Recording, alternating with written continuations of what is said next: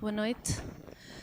Caros convidados e participantes, prezados colegas e estudantes, minhas senhoras e meus senhores, em nome da Faculdade de Arquitectura da Universidade do Porto, queria dar-vos as boas-vindas ao Congresso Internacional Ten Farwest, Critical Revision of the Modern Movement in the Iberian Peninsula, 1953-1981, que hoje tem início na FAUP e se prolonga até ao próximo sábado.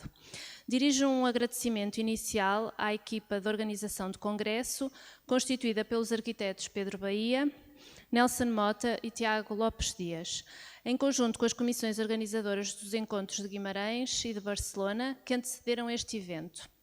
Agradeço às instituições que, em articulação com a FAUP, estabeleceram uma importante parceria para a realização deste encontro. A Escola de Arquitetura da Universidade do Minho, o Laboratório de Paisagens, Património e Território Lab 2PT, a Fundação Marcos da Silva, o Departamento de Arquitetura da Faculdade de Ciências e Tecnologia da Universidade de Coimbra, a TU Delft, Faculty of Architecture and Built Environment e ainda a Circo de Ideias, Associação Cultural. Agradeço a presença de todos os convidados que aceitaram o desafio de participar no Congresso e ao público aqui presente.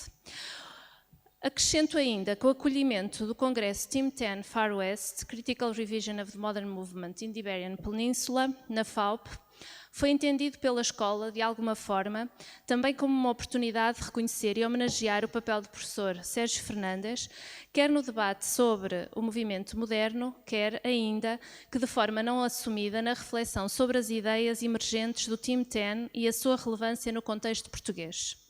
E assim, agradecendo a presença de todos e passando a palavra à minha colega Filipa Guerreiro, que vai fazer então a apresentação do nosso homenageado. Muito obrigada e um bom congresso para todos.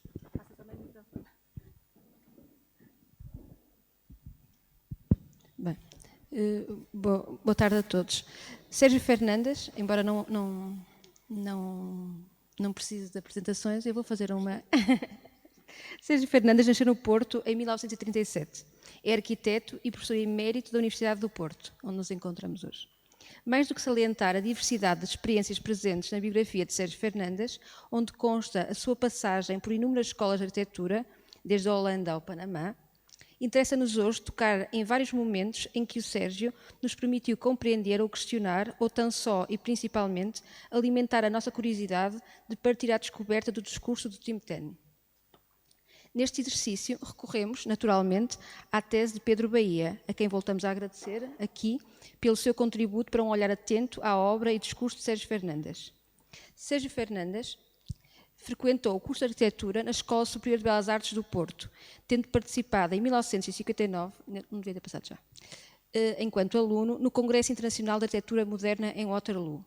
Esta imagem, mítica na escola, foi sempre para nós um alerta, um sinal da necessidade de estarmos presentes, mesmo que discretamente, nos focos do debate arquitetónico global. Já devem ter reparado que falo no plural, algo que também aprendemos com Sérgio Fernandes, sublinhando a expressão do coletivo em detrimento de uma postura centrada em si próprio. Ainda colaborador de Viana de Lima, outro dos arquitetos portugueses que participou no CIAM de 59, Sérgio Fernandes, no contexto do seu concurso para a obtenção do diploma de arquiteto, parte em 63 para Rio de Honor, no intuito de estudar as condições da habitação rural da comunidade.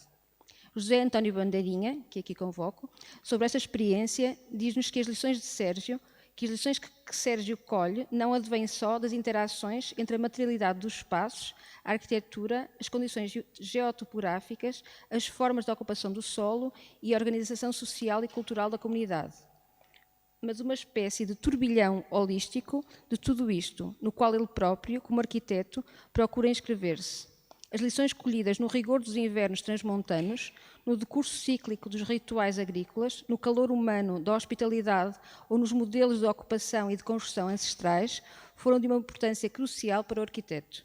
A partir da experiência de Sérgio em Rio de Honor, José António Bandeirinha evoca as incursões antropológicas de Aldevanaic, por exemplo no Sudão, para a relacionar com as preocupações do Team Ten, entendendo que no debate se pressentia uma vontade de resgatar sentidos matriciais nos comportamentos comunitários, sentidos que se pudessem insinuar como ensinamentos válidos no confronto com uma contemporaneidade cada vez mais complexa, cada vez mais caótica.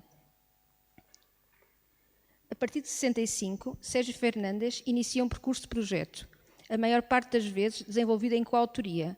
Também o projeto se discursa no plural. O primeiro exemplo é o bloco do bairro da Pasteleira, com o arquiteto Pedro Ramalho.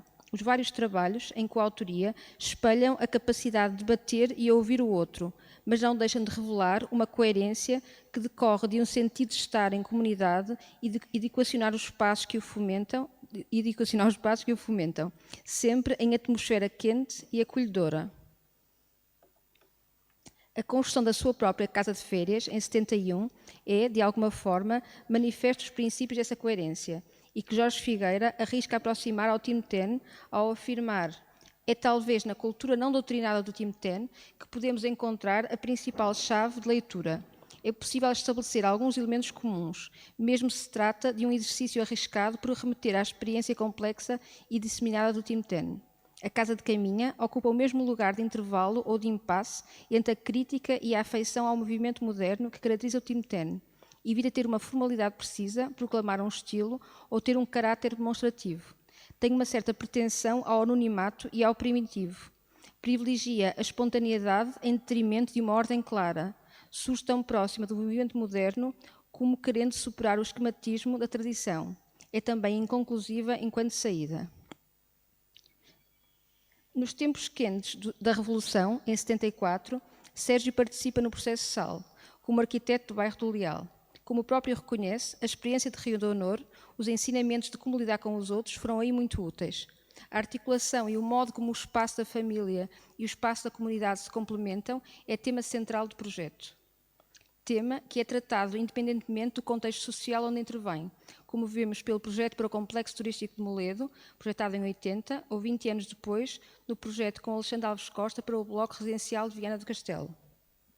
Em 85, Sérgio Fernandes edita o livro Percurso Arquitectura Portuguesa 1930-1974, desenvolvido no âmbito das provas de habilitação para a obtenção do título de professor agregado do curso de Arquitectura da Escola Superior de Belas Artes do Porto. Livro que marcou de forma incontornável a história da arquitetura portuguesa do século XX. Com a frontalidade que lhe conhecemos, Sérgio propõe um olhar sobre a arquitetura portuguesa entre 30 e 74, sob a lente marcada pelo discurso e composição arquitetónica do movimento moderno. Mas, em muitos momentos, há um segundo filtro que o aproxima dos temas centrais do debate do Team Ten, como Pedro Bahia disseca de forma expressiva na sua tese de doutoramento. Veja-se este filtro não só em referências diretas ao discurso dos Smithsons, mas também em passagens como o elogio, relativamente ao projeto da Ménio Losa e Cassiano Barbosa, para a Ponta Pedra, pela organização dos espaços exteriores através de amplos acessos do tipo de galeria, salientando a sua expectável e intensa vida coletiva, ou as considerações sobre as galerias dos edifícios de Vítor Figueiredo e Vasco Lovo em Olivais Sul. De volta aos projetos, em 88, no duro confronto com o real, ou na apaixonante busca da eficácia através do rigor do desenho, citei Sérgio e Alexandre, a proposta para o Jardim de Infância de Moledo revisita, parece-nos, não só Luís Kahn, mas também Aldo Van Eyck. Equação que marca também, 14 anos depois, o projeto para o lavador da Aforada. Podíamos continuar este exercício de identificação de pontos de contacto entre Sérgio Fernandes e o discurso do Team Ten, na sua experiência como professor, tanto nos exercícios práticos como nas aulas teóricas. Não nos parece, contudo, que seja pertinente fazê-lo, porque se por um lado estamos convictos destas correspondências, por outro, e também, cientes de que o próprio Sérgio, com toda a certeza e legitimidade, negaria. Estamos convictos que se trata de uma proximidade ou afinidade, ideia que preferimos, que é talvez e tão só uma coincidência de convicções e preocupações de personagens-chave de determinadas gerações. E convictamente compreendemos que os temas centrais de debate dos Team Ten, que naturalmente também encontramos no Sérgio, são antes de mais expressão do seu caráter, dos valores e de uma ética de vida e de intervenção. Valores que o Sérgio nos marcou enquanto alunos e colegas e principalmente enquanto cidadãos de forma inesquecível. Obrigada, Sérgio.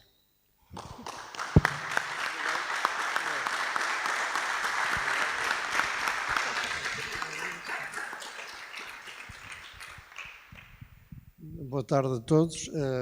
não fazia ideia nenhuma que isto ia passar-se assim, até escrevi 2 paginazinhas que vou ler a seguir, mas não fazia ideia nenhuma que isto ia começar com este super elogio da Filipa.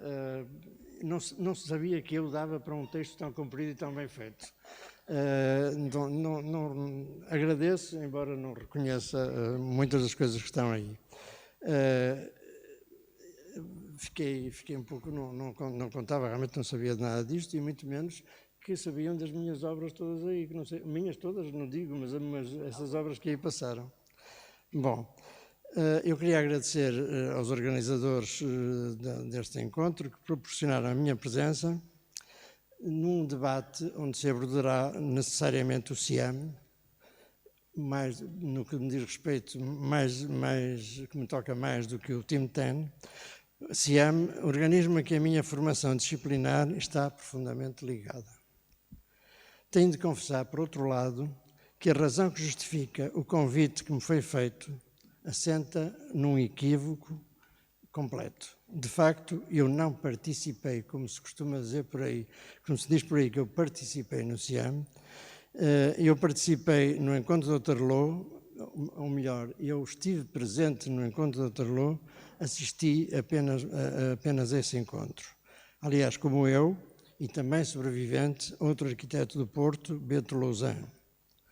Ambos trabalhávamos no ateliê de Viana de Lima e tínhamos sido alunos de Fernando Távora, o que nos marcou bastante, as 2 personagens. Viana de Lima, talvez mais diretamente, porque trabalhávamos, naquela altura, usava-se, os alunos trabalhavam em ateliê durante o curso, coisa que agora parece que não acontece. Aproveitando um abrandamento do trabalho no ateliê e com a ausência também da Sílvia, filha do arquiteto Viana de Lima, que também esteve em Otterlo, entretanto falecida, nós, os 2, fizemos uma longa viagem pela França e pela Suíça para visitarmos obras de Le Corbusier. Visitar obras de Le Corbusier, visitar também o seu ateliê, coisa que fizemos, e, se possível, espreitarmos o CIAM, coisa que se nos afigurava quase inimaginável. Ao contrário, fomos recebidos com total abertura e a máxima simpatia. Éramos 2 miúdos, agora, na minha perspectiva mais ainda, éramos 2 miúdos que de repente caíram numa organização daquelas, em pleno funcionamento, e nós julgávamos que nos iam despachar, e não, foi exatamente o contrário.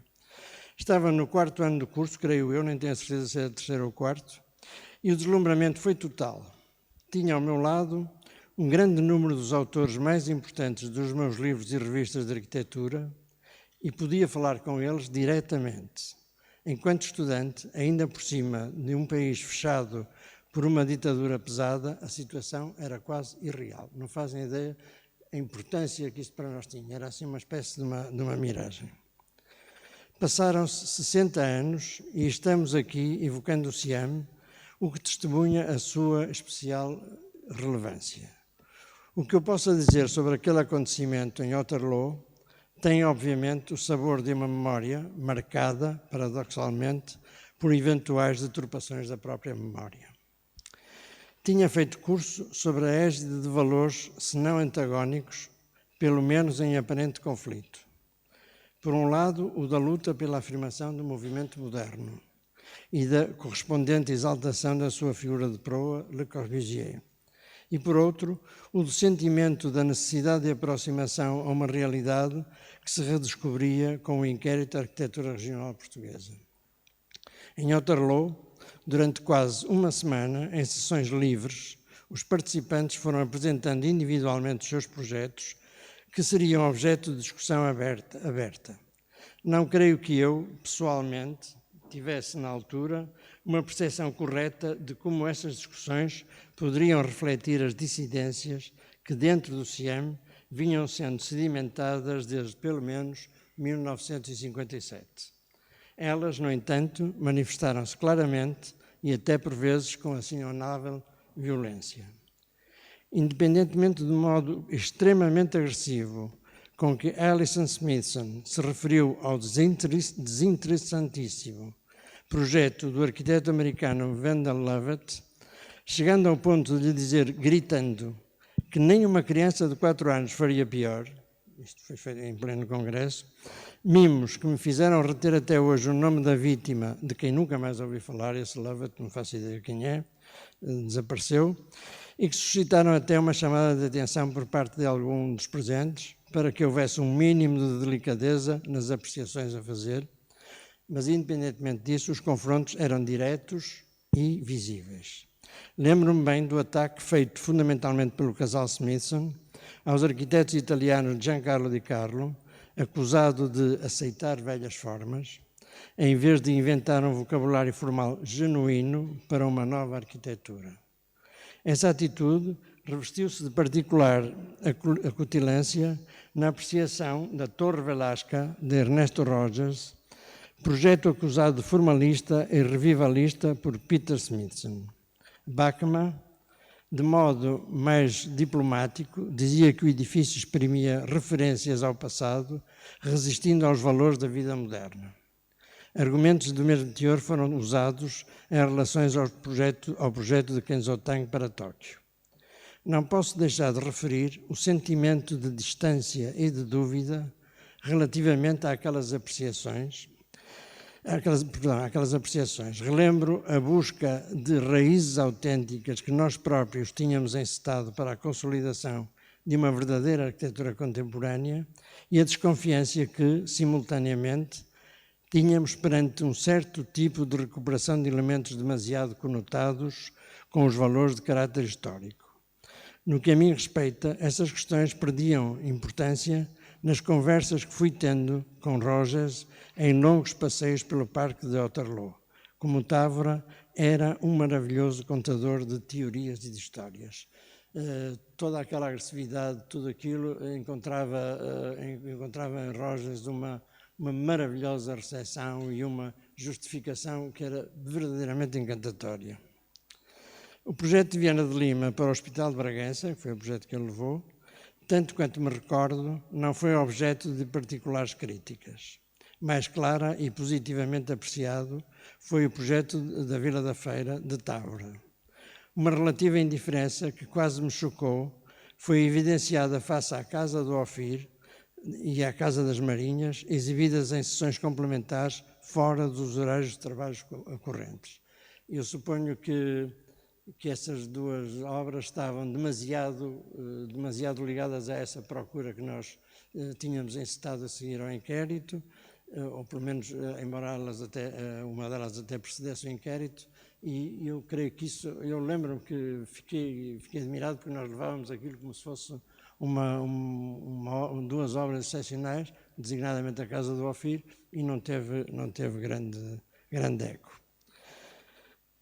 Apreciada positivamente foi, igualmente, a proposta para o conjunto turístico Torre La Valentina, na costa mediterrânica de Coderque, figura reservada, não muito simpática, a quem, nas conversas, eu, que sou catalão, me dirigia falando naturalmente em catalão e como os mais snobs e reacionários burgueses catalães da época, me respondia sistematicamente em castelhano, coisa que me irritou brutalmente e que me fez meditar como é que uma pessoa que tem aquele comportamento social depois realmente é um arquiteto de inexcedível interesse. Há aí uma dicotomia, essas coisas de vez em quando não são assim diretamente correspondentes. Van Eyck, com quem me relacionei mais proximamente, mais tarde, na Holanda e em Portugal, ele passou uns dias até em minha casa, manifestou-me em vulgar vivacidade, dedicando especial interesse às manifestações arquitetónicas de povos do norte da África, como foi agora referido. Convivi com André Wojanski e a mulher, a escultora Marta Pan, amigos de Viana de Lima. Portanto, eu tinha assim foram 8 dias de convívio com personalidades míticas para mim naquela altura. Causou-me grande impressão positiva a proposta de Ralph Erskine para a construção de uma cidade em território subártico sueco. Proposta claramente orgânica, magistralmente explicada pelo autor, personagem muito comunicativa e de permanente bom humor, exatamente o oposto do Coderque.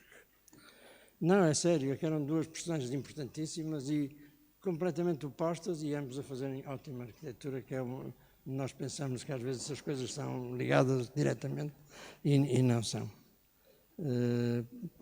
Embora tendo à época, ainda estava a dar aqui uma nota, Luís Kahn apareceu quase no fim dos trabalhos e apenas me recordo da sua presença física. Não me lembro sequer se ele apresentou algum trabalho ou não. Eu também não estive todo o dia lá. Aliás, como disse, passeava bastante com os Rogers pelo parque, também é que faltávamos a algumas sessões, não sei. Só me lembro dele, da figura estranha, aliás. Embora tendo à época a noção de que o CIAM provavelmente tinha chegado ao fim, não foi para mim clara a diferenciação dos elementos do time 10 que, por exemplo, criticavam ferozmente o trabalho de Giancarlo De Carlo, embora o integrassem no grupo. Nunca percebi bem aquilo, naquela altura não percebia de todo o que é que se passava. Pareceu-me que se tratava fundamentalmente de uma questão geracional. Sabia-se que Gideon, Certes e Le Corbusier tinham manifestado o seu desinteresse em continuar o CIAM. Portanto, não era inédito e apanhava, digamos, as figuras centrais do CIAM, ou algumas das figuras centrais do CIAM. A lista de todos os presentes é conhecida. Para um jovem estudante como eu, poder ter contacto direto com todos eles, apreciar os seus projetos, as suas propostas teóricas, os comportamentos, avaliar as suas opiniões, foi uma experiência extraordinariamente marcante. Como disse no início, o que o tempo foi apagando e a minha impreparação para poder absorver corretamente tudo o que se passou em Otterlo apenas me autoriza a deixar algumas impressões ou talvez imprecisões. Muito obrigado.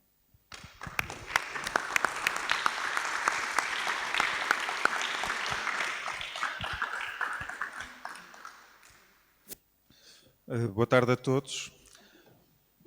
Gostaria de começar por dizer que é um privilégio e uma honra podermos realizar este congresso na Faculdade de Arquitectura da Universidade do Porto.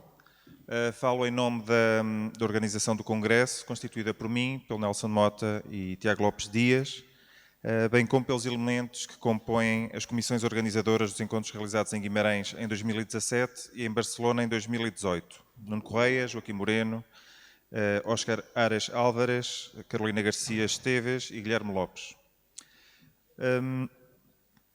Ficamos muito contentes por podermos abrir este congresso com a presença e o testemunho do arquiteto Sérgio Fernandes, não só por ter estado presente em Otterlo, mas acima de tudo por ser uma referência fundamental para nós, investigadores e arquitetos. Gostaríamos de agradecer à Faculdade de Arquitectura da Universidade do Porto o acolhimento do congresso ao longo destes 3 dias, um agradecimento especial ao Rodrigo Coelho, nos primeiros contactos, bem como ao apoio da Filipa Guerreiro, Carolina Medeiros, Teresa Cálix e João Pedro Xavier, atual diretor da FAUP. Gostaria também de agradecer à Associação de Estudantes da FAUP a articulação para a venda de alguns livros relacionados com o Time 10, aqui na livraria ao lado. A realização deste congresso apenas foi possível com o importante apoio de 4 instituições. A Escola de Arquitetura da Universidade do Minho, com o Lab 2PT, que são os anfitriões de Joan Ockman, que ontem deu uma aula aberta em Guimarães.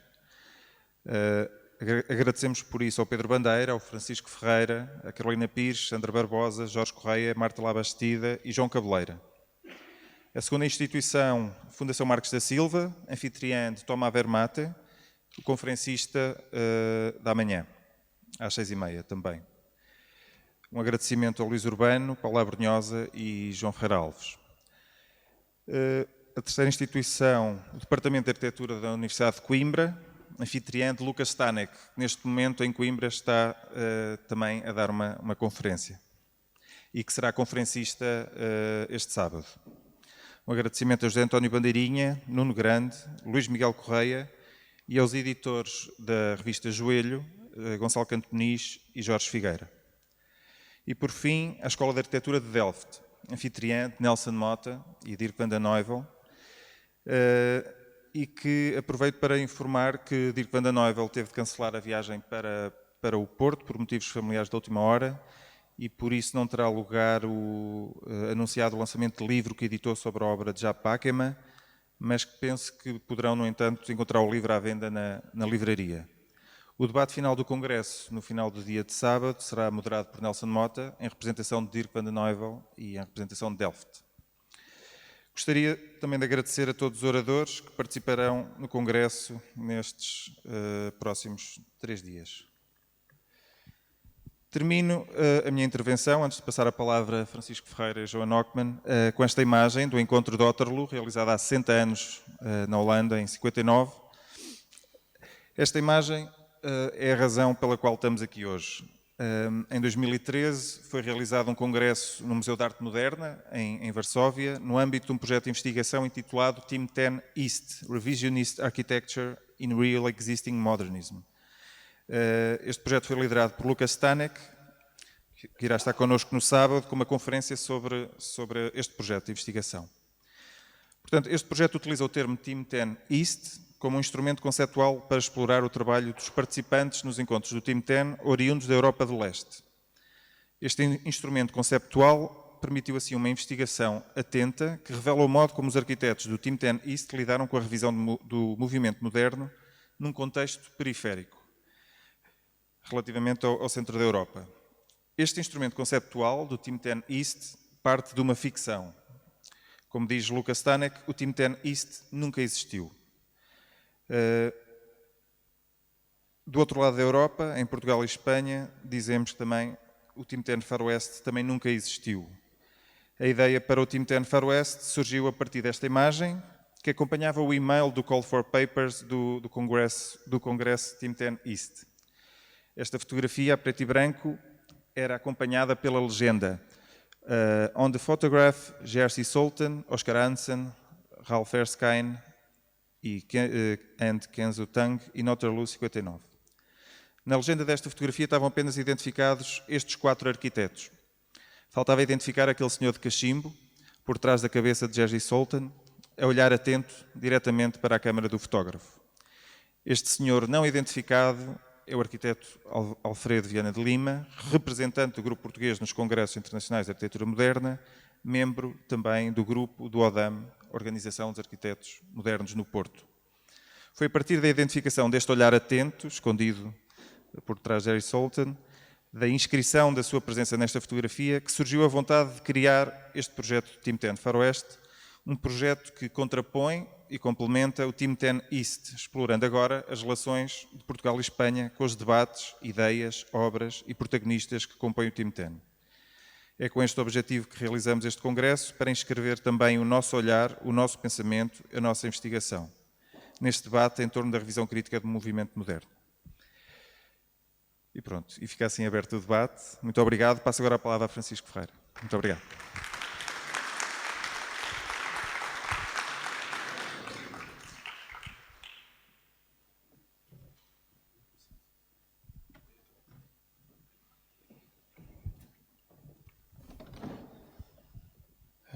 Muito boa tarde, ou boa noite, como quiserem.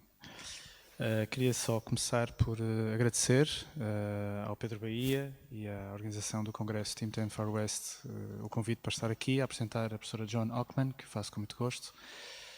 Quero também dizer que espero não vos incomodar demasiado, mas o Pedro pediu-me para fazer a apresentação em inglês e, portanto, eu vou fazer essa apresentação em inglês. Que vou fazer agora. So, Joan, I will start now the presentation. I will do it in English today. Joan Ockman is an American architect, educated at the Cooper Union School of Architecture, where currently she is a visiting professor. She is also distinguished senior lecturer at the School of Design at the University of Pennsylvania since 2016. Joan Ockman's CV is too rich and extensive to be reduced to an exhaustive reading, which surely would neutralize its importance and relevance in the context of architectural history, theory, and critique. I will nevertheless try to highlight some moments and themes which may, I hope, present a cohesive glimpse of Joan Ockman's body of work, its main trajectories and actions, which include an intense editorial activity, the authorship of several books and countless articles, the participation on multiple conferences, postgrad and doctoral programs, as well as a continuous academic activity at universities such as Harvard in 2012, Columbia between 1988 and 2008, Cornell since 2010, but also at the Berlage Institute in the Netherlands in 2007, or at the Metropolis Master Program in Barcelona in the late 90s. Beginning her career, Joan Ockman joined the Institute for Architecture and Urban Studies in New York, where she served both as executive editor of the opposition's books and as associate editor and editorial consultant of the opposition's journal, publications which, in her own words, served to introduce theoretical sophistication into American architecture. During this time, Joan Ockman was responsible for the publishing of books such as Essays in Architectural Criticism, Modern Architectural and Historical Change from Alan Colquhoun in 1981, a scientific autobiography and The Architecture of the City, 81 and 82, from Aldo Rossi, having also contributed for the English translation of the latter, as well as Spoken into the Void, collected essays 1897-1900 in 1982 from Adolf Loos, including the authorship of the accompanying critical annotation. Joan Ockman has been dedicated to the study of 20th century architecture, mainly focusing on the post-war period. As an author, she would become widely recognized with the publishing in 1993 of Architecture Culture 1943-1968, a documentary anthology, a book edited with the collaboration of Edward Hagen, which, apart from its subsequent printings in 1996, 2000, 2005, and 2007, was considered by the New York Times as Architecture Book of the Year and was awarded as Book of the Year by the AIA Book Awards program in 1994. The introduction text that opens the book acts more as an essay, not just focusing on the context of the period chosen, but also addressing the ways in which the chronological structure of the book, instead of a thematically one, allow for a reading of intersections between the cultures, the ideologies, the politics, and the geographies that dwell within the collected texts. It is also in this sense that the articles that along the book precede each text, while focused on the contextualization of each of its authors and on the relevance of each text within the trajectory of each author, also suggest, by indicating alternative page intervals on its margins, such interconnections. Thus, Architecture Culture 1943-1968 does not represent an enclosed historiographic composition, but a mise en scène of crossovers and confrontations that turn its reading into a dynamic intertextual process, inscribing within its limited time frame a much broader cultural universe than that which its sequential organization may eventually intone. It is not by chance, I assume, that Joan Ockman writes in the book's introduction that architecture culture begins in the middle of things, thus establishing the starting point of the anthology within a historical moment of convulsion and change. It is precisely upon such moments of transition that I understand that Joan Ockman has been building up her theoretical body of work, unveiling their historical relevance, not just through the characterization of that which anticipates or succeeds them, but by conceiving them from within, as events with their own historical and theoretical autonomy. Hence, the changing character of such events is never to be understood as elusive or ineffable, but rather as a condition through which Joan Ockman approaches the broader context of modern architecture, particularly the history of its theories, or inversely, the theories that sometimes appear to define history. In fact, in Joan Ockman's particular attention towards the folds of the historical context, the major or minor autonomy of the architectural discourse, together with its major or minor implication with the practice of architecture, have also always been under the author's gaze. In a text published on number 41 of the journal Assemblage in April 2000, Joan Ockman states, and I quote, "There can be no history without theory. There can be no theory without history. History without theory is just one thing after the other. Theory without history is just hubris."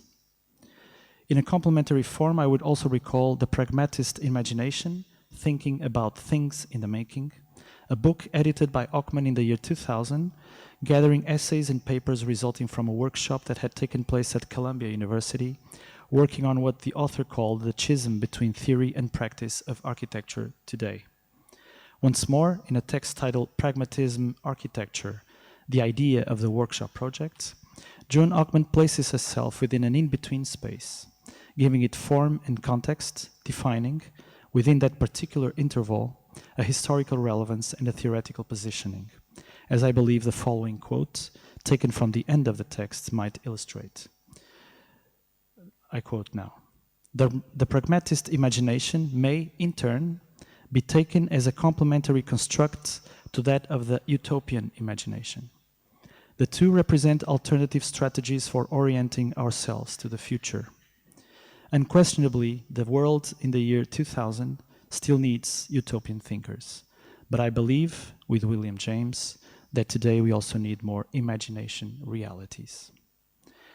As with yesterday's open class presented by Joan Ockman at the School of Architecture in Guimarães, titled Man in the Middle, Ernesto Nathan Rogers in Context, today's lecture, Band of Insiders, interpreting CIAM and Team 10 as 20th century history, although having its object rooted in the past, will surely convey, within this context, an excellent moment of orientation for addressing the present as well as to invest on the future of our imagination. I will leave you now with Joan Ockman. Thank you very much.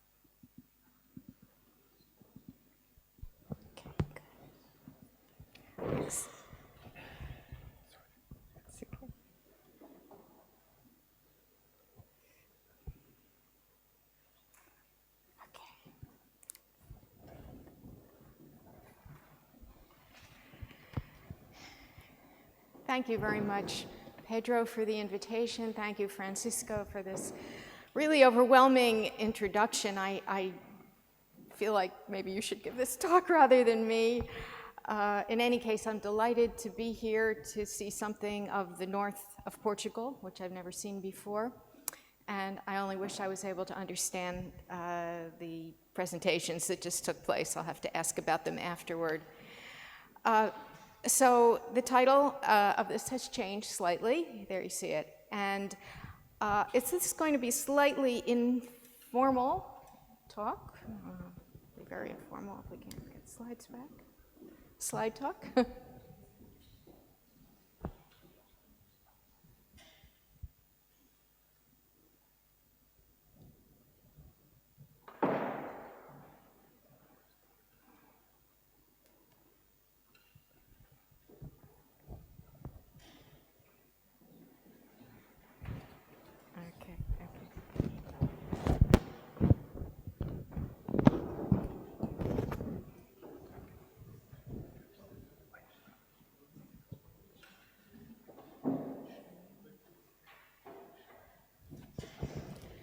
Okay, I think we're good.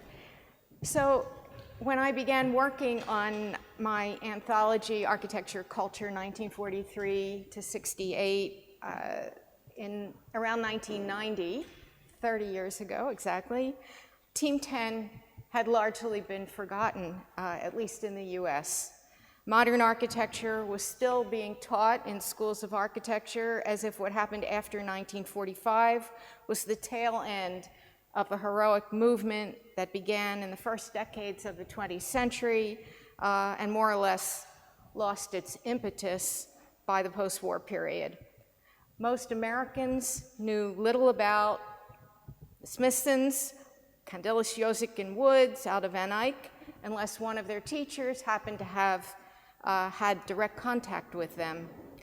And postmodernism was the still reigning discourse, and the feud, maybe tempest in a teapot, was ongoing between historicists and deconstructivists. All this has radically changed now, of course.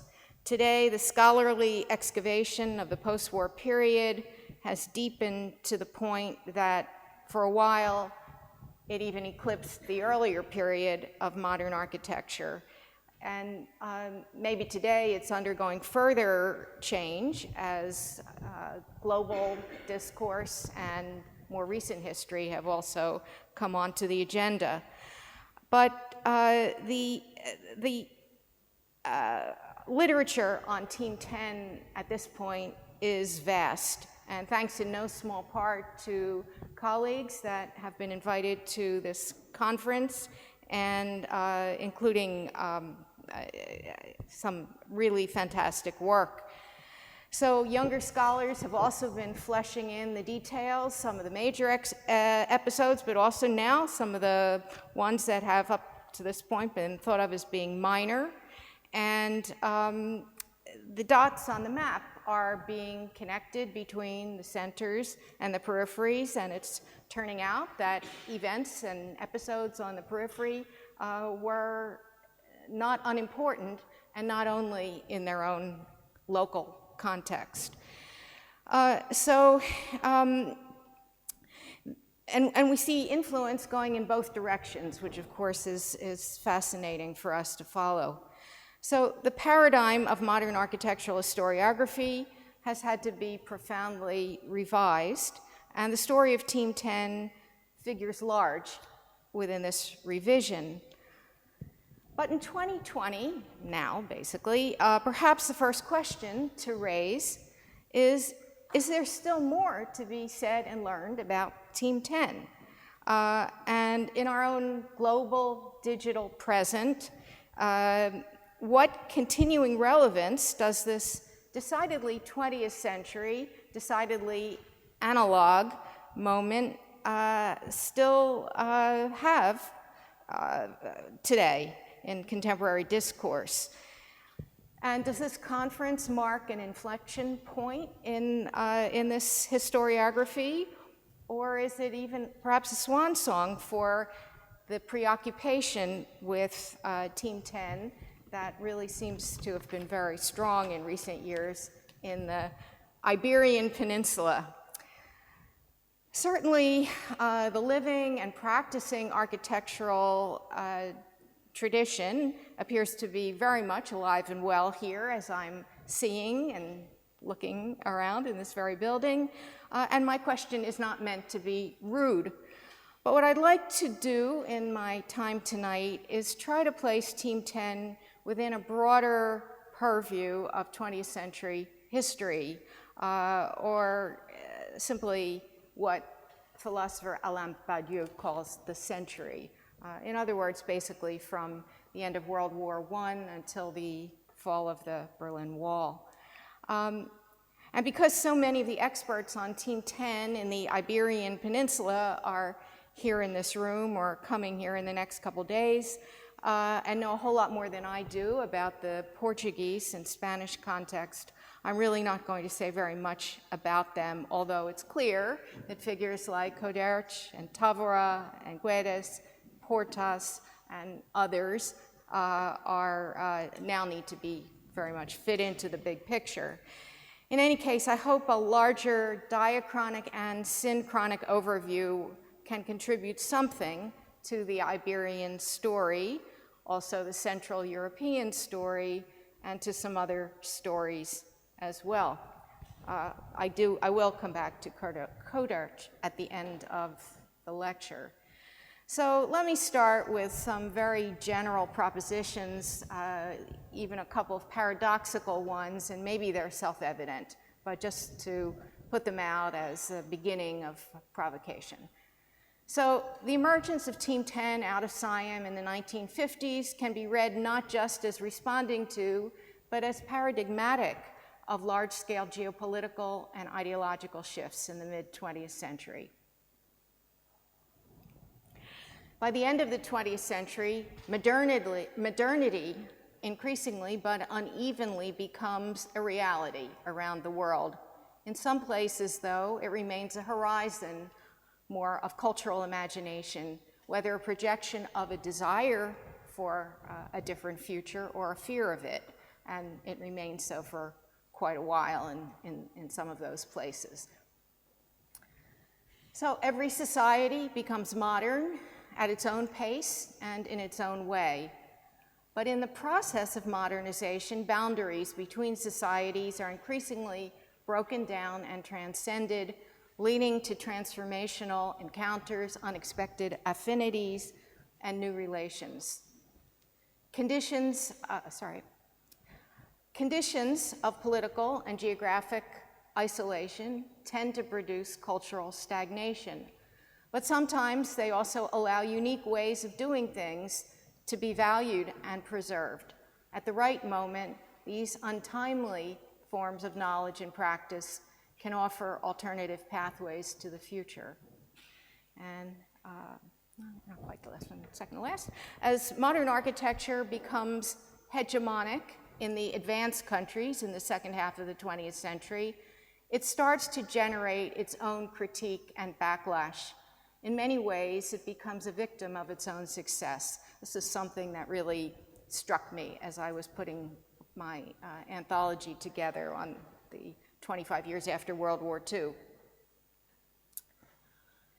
As societies on the margins look to the centers for new ideas and images, those in the centers look to the margins to reinvigorate their own exhausted discourses and, paradoxically, to acquire identity and authenticity.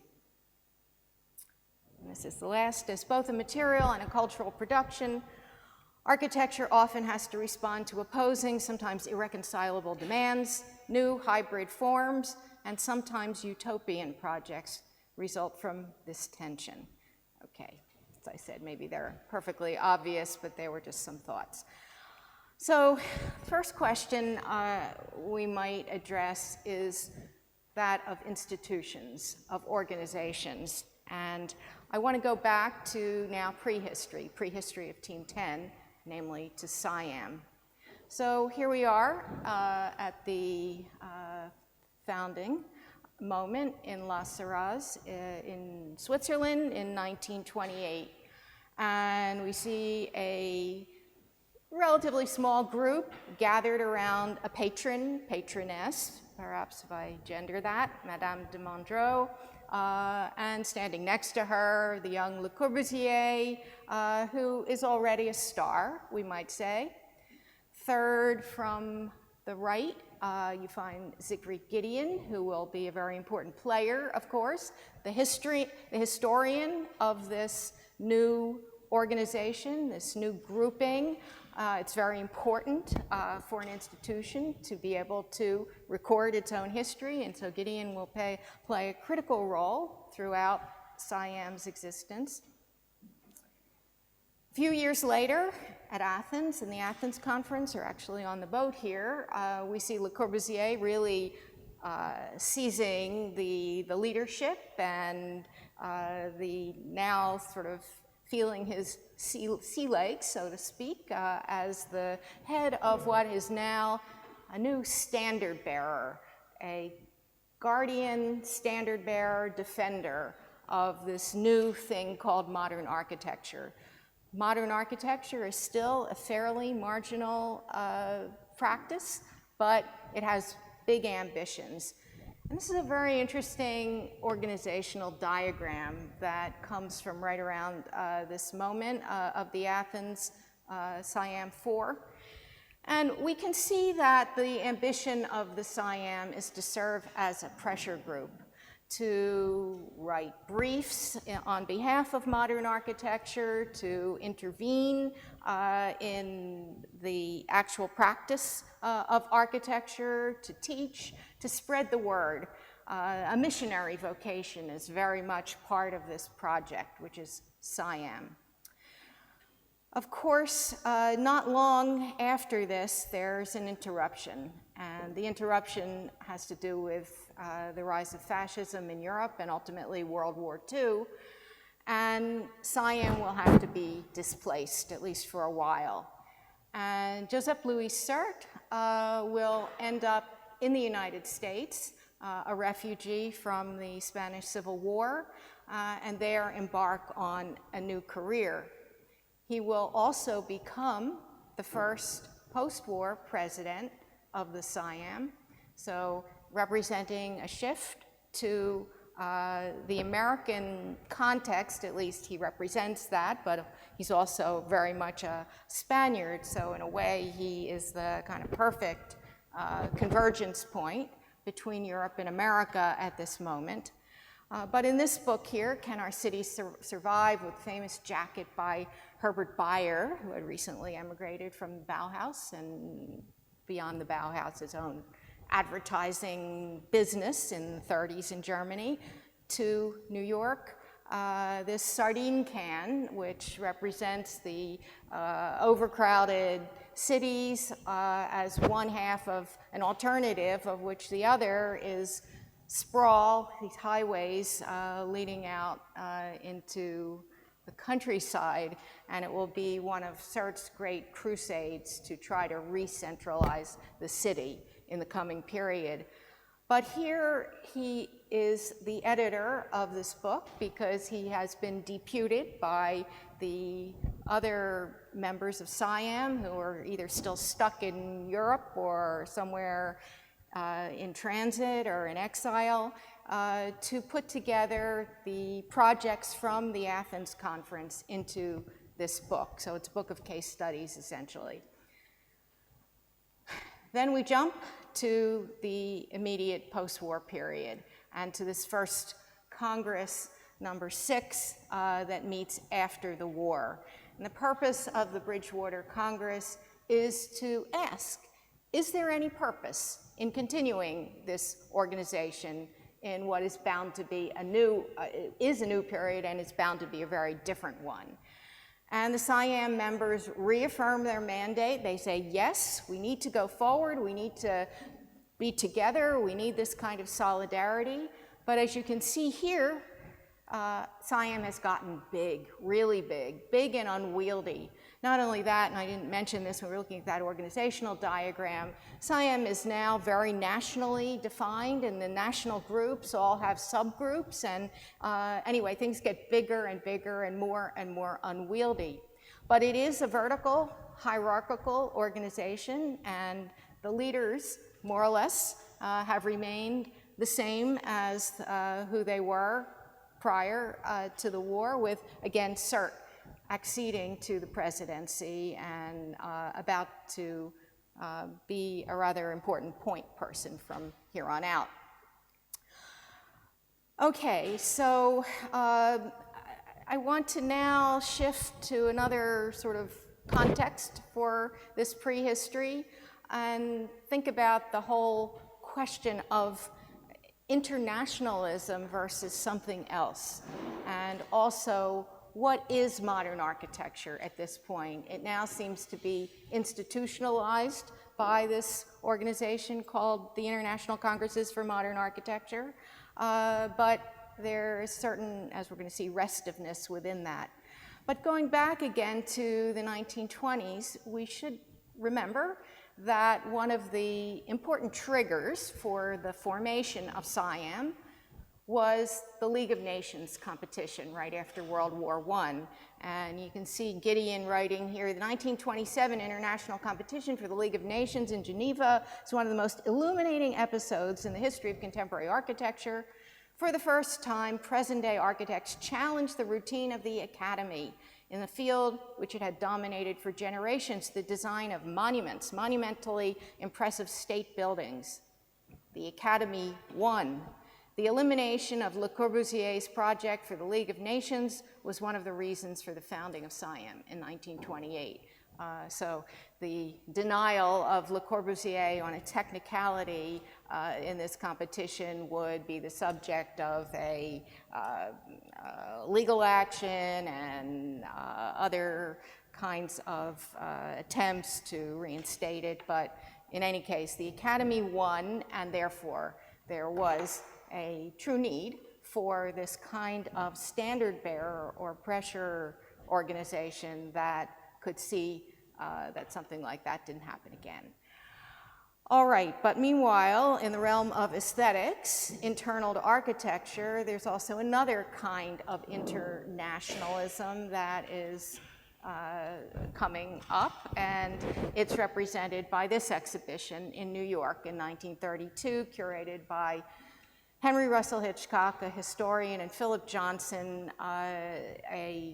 basically a curator at this point, not yet trained as an architect, someone who was a huge admirer of the European modern architecture and had traveled around and looked at it and decided that this was the moment to import the modern movement into the United States, but not without a sea change. And it's very interesting to try to read this exhibition very closely because we discover the kind of transformation that's taking place, first of which, of course, is a new name, the international style. The very word style had been anathema to the modern movement. The modern movement was a movement. It had a politics. It had a social and ideological position. By renaming it as a style, it seemed like, you know, wasn't the 19th century the moment of the battle of styles, and didn't that all end precisely with the emergence of modern architecture? But now, by calling this an international style, it is as if to suggest that that modern architecture is simply the next new thing. And anyway, apropos of these installation shots, what you can see is on the top left, the Bauhaus represented is shown in a model that's in the middle gallery, but the middle gallery is not really the important gallery. It's a gallery you walk through to get to the main gallery where the four masters are presented. And the four masters are Le Corbusier, whose Villa Poissy is on display, Mies, his Tugendhat house, Oud, maybe a little surprising in this context, but Philip Johnson and he were on very friendly terms, and in fact, Philip Johnson's father had commissioned a big house from Oud, and that's what's shown here. And of course, Frank Lloyd Wright, who could not be left out, even if the curators believed he was still a kind of 19th century precursor, because there had to be some American representation in this show. And Frank Lloyd Wright was not a happy camper in this project, and tried to pull out a couple times, had to be persuaded to stay in by Lewis Mumford, who was also not so happy with how things went, but did the job anyway with Frank Lloyd Wright. The compromise that a little pamphlet on organic architecture was distributed at the show. But in any case, what we see here in this main gallery with the four masters are huge houses, all of them represented by a single lavish house, as opposed to the kind of more socially inclined architecture that certainly Oud and in many projects Le Corbusier had been represented by. It's also not a coincidence or not negligible that after the exhibition closed at MoMA, it wasn't up for very long, it circulated, it traveled, and ended up in a department store in Los Angeles. Another aspect of this exhibition, though, was to demonstrate that modern architecture was now indeed international. And so all of 16 countries were represented in the show, as if that was evidence of international distribution. Here you see 3, Czechoslovakia, Brno, Tokyo, and Moscow being represented by projects. But for the rest, it was kind of the usual suspects. I just want to read quickly these two quotes, which are uncannily similar to each other in terms of the words they use, even though they are 30 years, 40 years apart in date. So this is Colin Rowe, architectural historian, British, writing in his introduction to the book 5 Architects, which you may know. He writes, the presentation of modern architecture, primarily in terms of formal or technological construct, its disinfection from political inference, its divorce from possible doubtful ideas, in other words, its ultimate American qualification should be recognized as being important, both inside and outside the United States, and as having direct bearing upon developments at the present day. He's writing in 1972. For by these means, and for better or worse, the message of modern architecture was transformed. It was made safe for capitalism.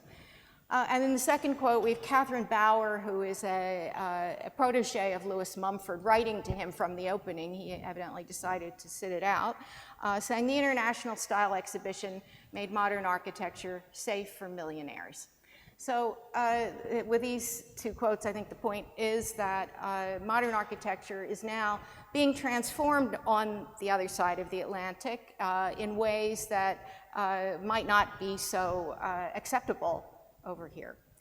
But another very important building commission is about to be handed out right after World War II, and that's for the United Nations headquarters. What could be a more internationally symbolic and emblematic building?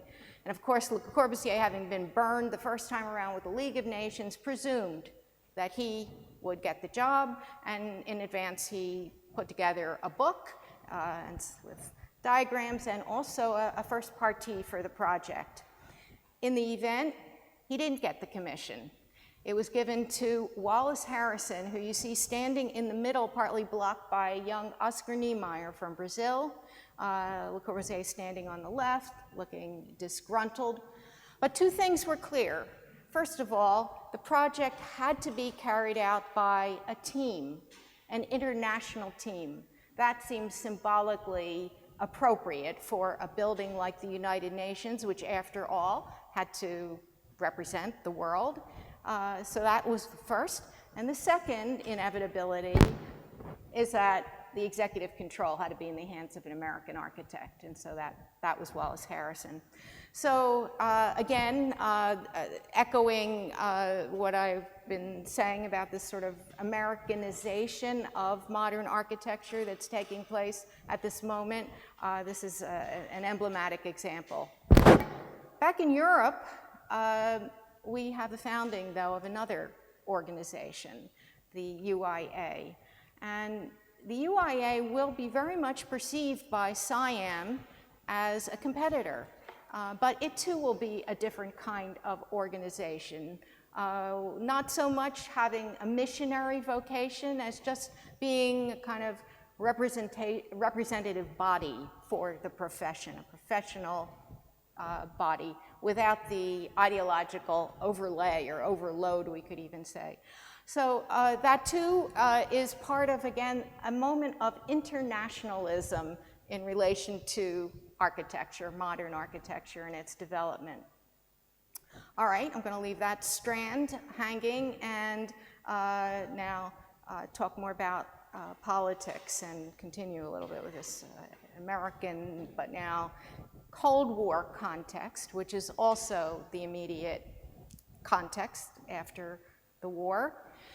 So at the next CIAM meeting after Bridgewater in England, we have a Congress held in Bergamo in the north of Italy, which the Italian group within CIAM, which is now headed by the so-called middle generation, Ernesto Nathan Rogers being a leading figure there, someone who is the kind of counterpart of CERT.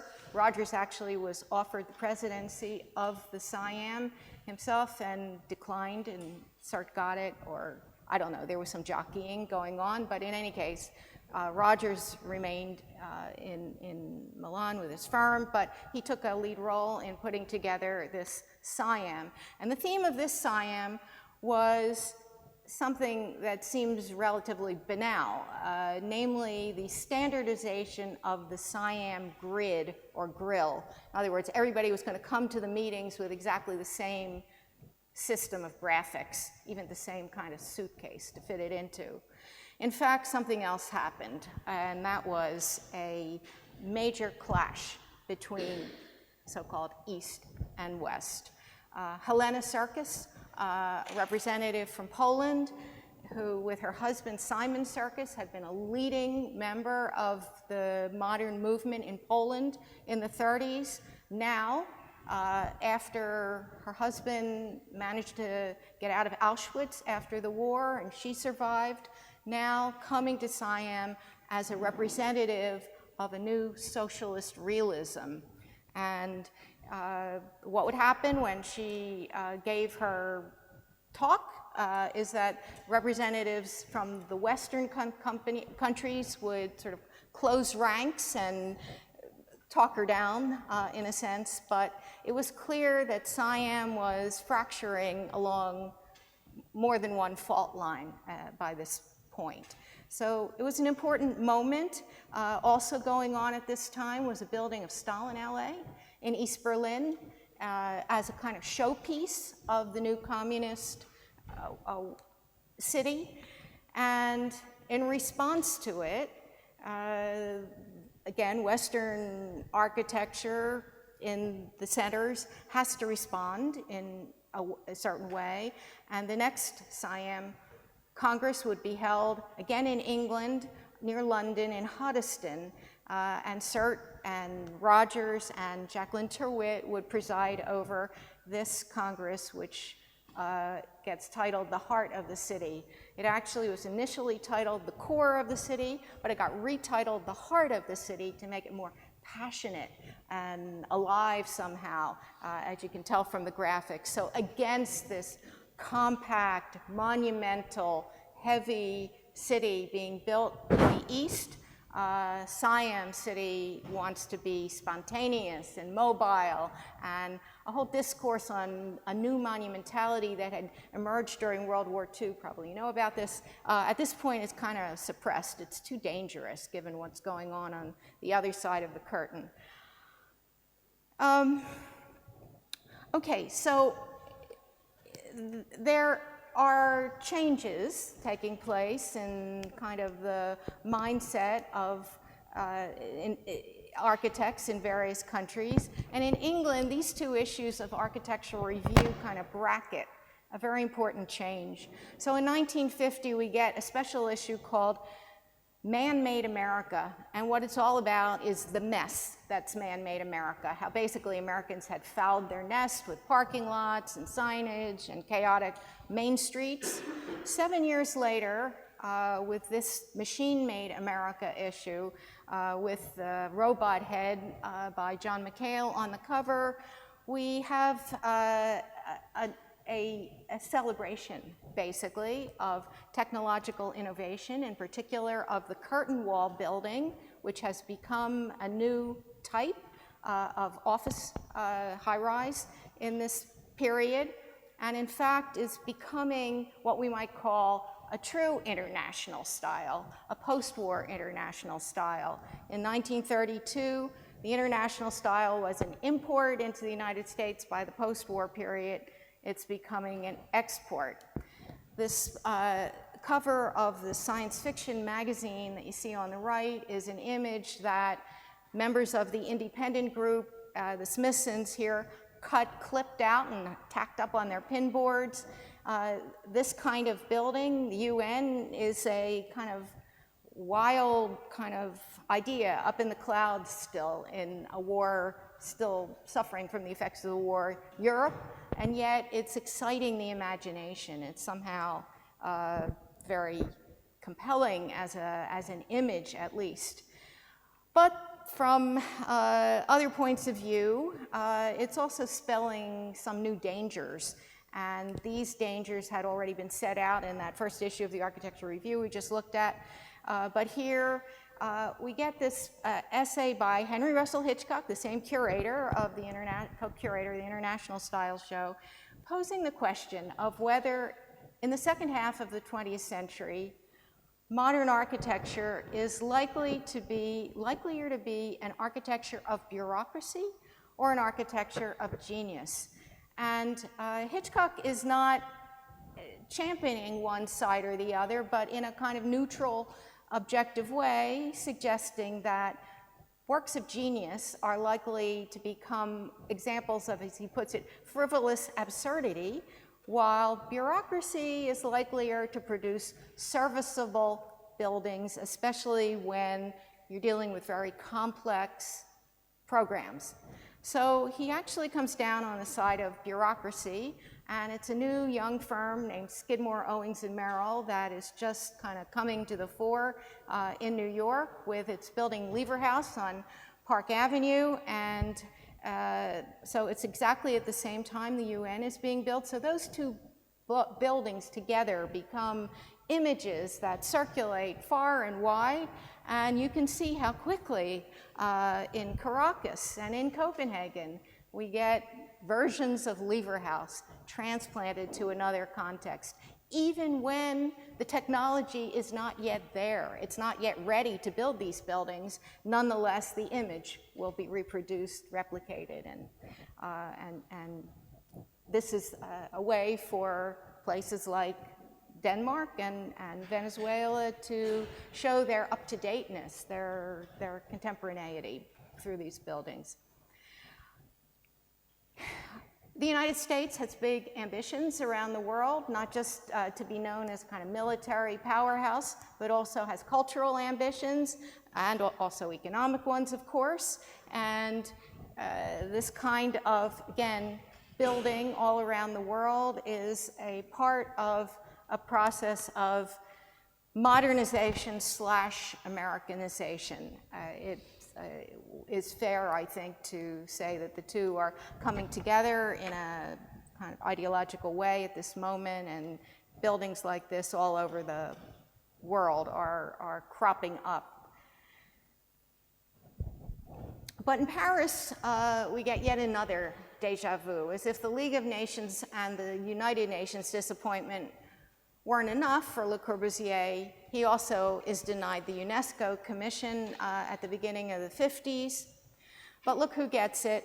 Marcel Breuer, again, perfect compromise, Hungarian architect who had emigrated to the US, so he's both and, but he is based in the United States. At this point, the United States was very heavily involved in funding UNESCO, and so again, in a way, it has to be American, although he's working with Nervi and a young French architect, well-connected one named Bernard Zerfus. All right, well, in any case, the kind of standoff, face-off in Berlin between East and West, or communism and capitalism, is on show also in this Interbau project built in West Berlin on a site completely destroyed during the war, and is designed by a roster of international Western architects in maximum antithesis to Stalin LA and to the mandated socialist realist building in the East. And so Berlin becomes one of the places for this kind of clash to occur. And you know, we could go on, but another moment is this fair in Moscow in 1959, this famous moment when Khrushchev and Richard Nixon meet in a kitchen and talk about, you know, how great American kitchens are, or how great Russian ones are, and Coca-Cola and so forth, and the Eames do this nice installation. In any case, this is still the world that an international paradigm is governing, and architecture is partaking of that, is understanding the world as divided into nation states or blocks of nation states, and is acting accordingly. All right, well, from that, I'll shift again to questions that perhaps are a little closer to home here. So, in 1956, the Smithsons write a little polemical statement called "But Today We Collect Ads," saying that we architects have to look where the pulse of culture is really beating.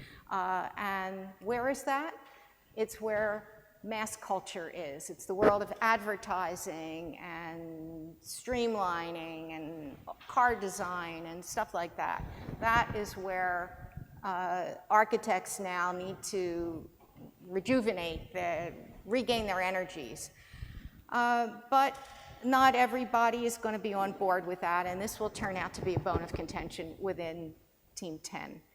So Le Corbusier's Marseille block, the Unité, is completed in 1952, and that's a great excuse for the next CIAM Congress in Aix-en-Provence to celebrate on the rooftop the triumph of modern architecture in its own sort of CIAM context. And so there's this great big fête at night there. But meanwhile, other things are starting to emerge. And Georges Candelas and Shadrach Woods, who got their start working on the Marseille block, have gone to North Africa and done some housing, like this Nid d'Abeille in Casablanca, and they show that. And the Smithsons, who are now attending their first CIAM meeting as full-fledged members, they had appeared at Hoddesdon as observers, but here they bring their own project, their own grid, although it's violating the rules that have been set down for how you present your work, with these photographs taken by their friend Nigel Henderson of children playing in the streets of London slum, and again, exuding another kind of energy and another kind of contemporaneity.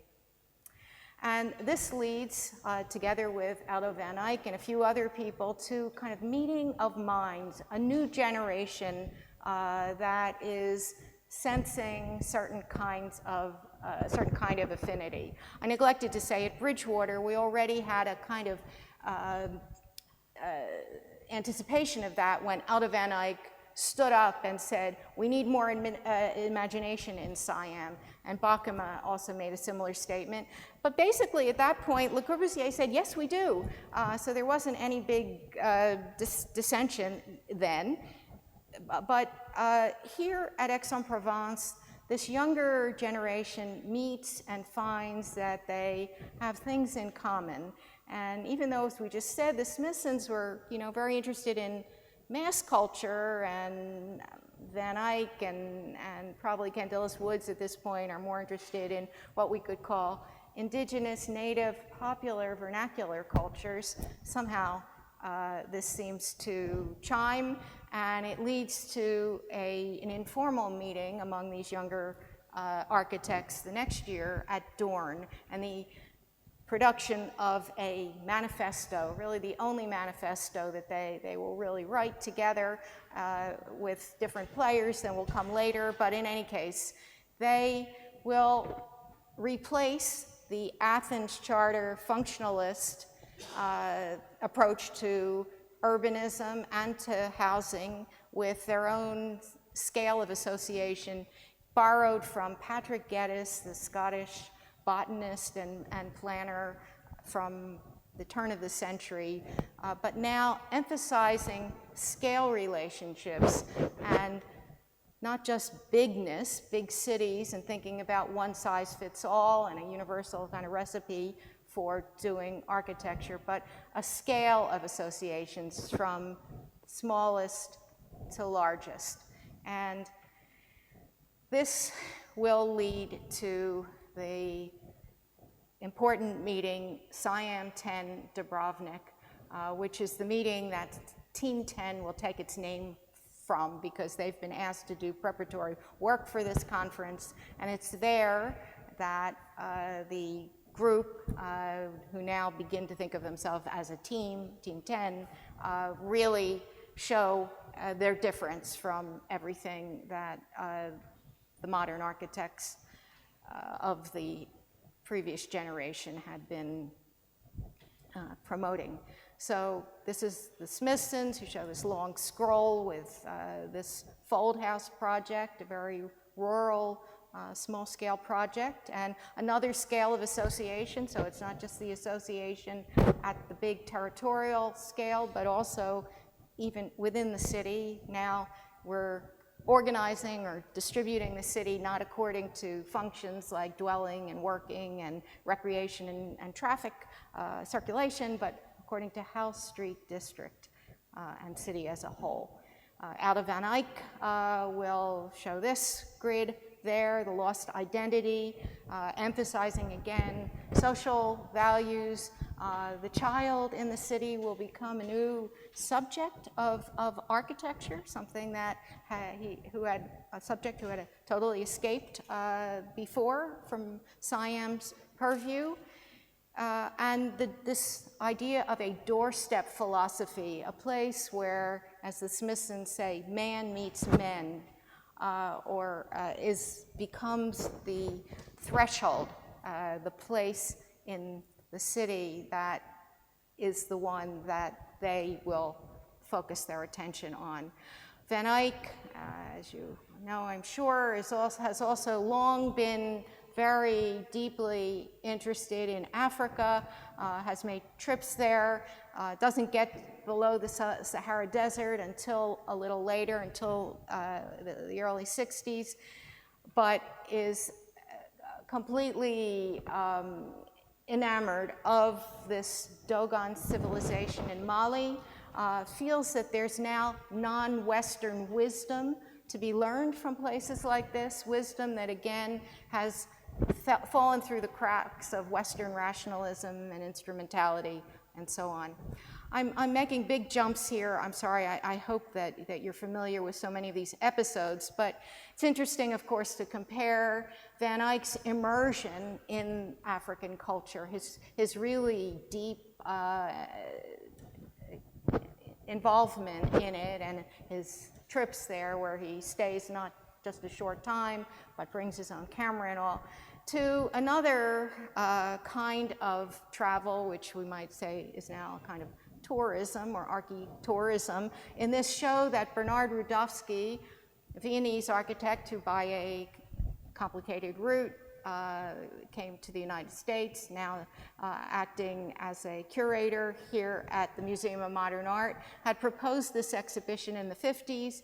MoMA didn't want it then, but the time was ripe in the 60s for architecture without architects. And this show really struck a resonant chord in the 60s at this moment. And again, the idea that non-pedigreed cultures, vernacular cultures, cultures that were off the map or off the grid, had something to show, to contribute to modern architecture, is part of the idea, even if in this show, basically, it was kind of one photograph to a site, minimal caption, big pictures. So this was really a media event, a very labyrinthine but spectacular exhibition designed to travel, and it did.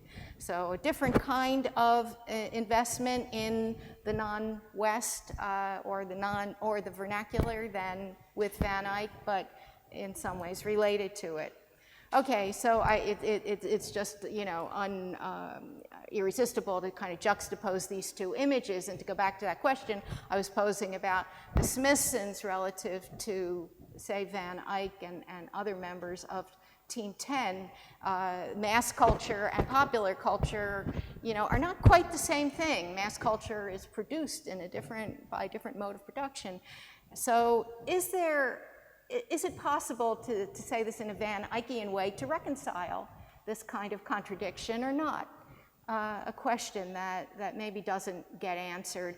Likewise, doesn't get answered by Rainer Banham in his long article on the New Brutalism, which was published first in 1955 and then became a retrospect on the New Brutalism when he published it as a book 10 years later. Now, less kind of celebrating it, questioning it, asking in a subtitle, ethic or aesthetic, which is it?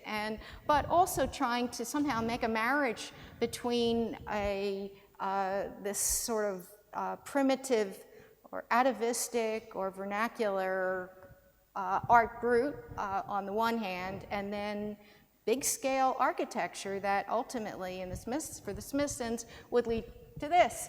Or in the case of Candelas, Yozik, and Woods, to Toulouse-le-Marais in the south of France. I mean, huge-scale, brutalist kinds of complexes that, again, are hard to reconcile with some of the rhetoric of the earlier period. I'm probably going on much too long here, so I will just go quickly through some slides here, but just to point out, apropos of inside and outside, insiders and outsiders. Of course, Team 10 are quintessential insiders. They belong to the architecture profession. They're of the discipline. But outsiders, like Jane Jacobs, for example, is starting to say sort of similar things. So I think it's, in other words, I'm trying to make a pitch here for not reading Team 10 as a kind of enclosed, autonomous, or even just semi-autonomous kind of emergence, but as part of a much larger context of development. So Jane Jacobs, too, talks about the doorstep and the sidewalk, of course, and you all know her book, Death and Life of Great American Cities. This article that she published in Architectural Forum, which is where she was an editor, is a transcript of a lecture that she gave at the GSD at Harvard in 1956. In 1956, she was invited, or her boss was invited, to attend a conference. He couldn't go and sent her in his stead. She didn't really have professional credentials. She was, again, a kind of outsider to the professional discourse, and this was a very high-level conference with a lot of luminaries there, but she went and she gives this talk called The Missing Link in City Development. Now, what this conference was about was the founding of a new discipline, urban design. This was the project now of Joseph Louis Sert, now wearing a third hat. Not just architect, not just president of the CIAM, but also dean of the Harvard Graduate School of Design. And we can look at CERT at this moment, I think, as using Harvard as a kind of power base, or even against this Team 10 that is forming within CIAM, that is challenging his authority and the authority of the master figures. And of course, he is on the side of the old guard, and but by trying to establish this new urban design discipline at Harvard, it gives him a platform that should be important, and also a place to introduce his ideas, which he sees as not stagnant, not old, not stale, but also trying to move forward toward this re-centralization of the city and so on. In any case, Jane Jacobs comes and criticizes the urban renewal policies that are now the standard fare all over the United States. It's a result of some legislation, Housing Act enacted in 1949, and that most of the people in her audience, which include Gropius and Sert and Mumford and Victor Gruen and a lot of other important people, would have agreed with. But what she comes up with, which they never would have, is this idea of weird wisdom, a little bit like the non-Western wisdom, but she's looking for it in kind of the nooks and cranny of the big city rather than in the kind of far corners of the earth. But in a way, it's a very kind of parallel development. And ultimately, by the 70s, she, of course, will be embraced as a sort of godmother of postmodern backlash against modern architecture, although that's not quite fair. She's much more complex than that.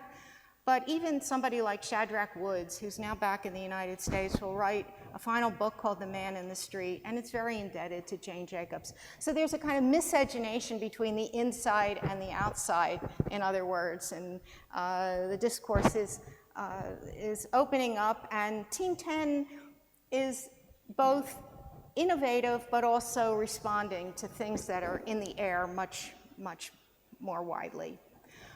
All right, so getting to the end here. So how does Team 10 actually emerge out of CIAM? We know the story at Dubrovnik, at CIAM 10, Team 10 basically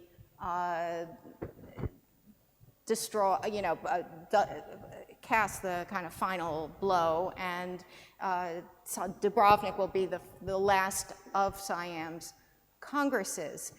Le Corbusier probably saw this coming and chose not to show up, or maybe he was too busy with his work, I don't know. In any case, he sent a letter, which Sert read to the assembled. And you can see his diagrams showing the first generation, the first CIAM, now passing the baton to the second CIAM. And it's a sort of voluntary succession. He's willing, you know, he willingly kind of gives power to the younger people, and he's got a very detailed dating. You can check it out in the diagram there. But he ends, "Dear friends of CIAM, here's my thinking. May CIAM continue in its creative passion, in disinterestedness, reject the opportunists and hotheads. Good luck, long live the second CIAM." So who are the hotheads and the opportunists he has in mind? Well, you know, we can speculate on that. But in any case, he would certainly have preferred the succession to be an orderly one, in other words, to go through the so-called middle generation of Rogers and Sert and so on. But that was not to be, and the final Congress, or not exactly a CIAM Congress, but what's called a working Congress, will take place in Otterlo in 1959. This is the famous moment. I think I just heard about it, although I couldn't totally follow, but this is the moment when the Smithsons and Ernesto Rogers will have a famous clash, and it's usually remembered that the Smithsons attacked Rogers and the BBPR, his firm, for their Velasquez Tower. In fact, it was Rogers who first attacked the Smithsons for this London Roads project, this study, criticizing the fact that they were destroying the urban fabric of the neighborhood by putting so much emphasis on roads through. But it got really acrimonious when, in turn, the Smiths, Peter Smithson and Bakema turned the tables on Rogers and strongly criticized the building as being medievalizing and out of its time and archaic and so on. And Rogers answered back that the problem with the Smithsons was that they think in English. In other words, they didn't understand the Italian context, they didn't understand the Italian city. And indeed, he insisted that technologically the building was really very advanced. All right, so this is just one of the photos, but this one in particular, because I just want to point out two figures standing here. We saw them actually in another photograph already tonight. On the left, you have Jerzy Zoltan, originally from Poland, but now in the United States. And next to him, Oscar Hansen, still in Poland. So part of the Team 10 East thing that I think we'll hear more about from Łukasz Stanek in a couple days. And then on the right, don't miss Kenzo Tange from Japan. And according to reports, Tange was kind of everywhere at this Congress. He showed up, you know, his English was not very good, even though that was the language of this meeting, but he was there listening hard. And indeed, it would be Tange, when CIAM is put to rest, who would most lament the passing of this organization. Well, Rogers, too, would shed a tear for CIAM. He would do it in the pages of Casabella. But Kenzo Tange would say, why is CIAM disappearing just when we need it? In other words, Japan is just now emerging into the global world and wants to be part of things, and now we don't have an organization to represent us. In any case, we'll come back to that in 1 second. We get another letter with a diagram from Le Corbusier, this one sent to the publisher of the book that came out of this Congress, saying, I'm glad to see the direction taken at Otterlo. Each generation must take its place at the appropriate hour. But if you look closely, you'll see that he writes, 30 years of work, okay? They stand on one's shoulders, but they don't say thank you.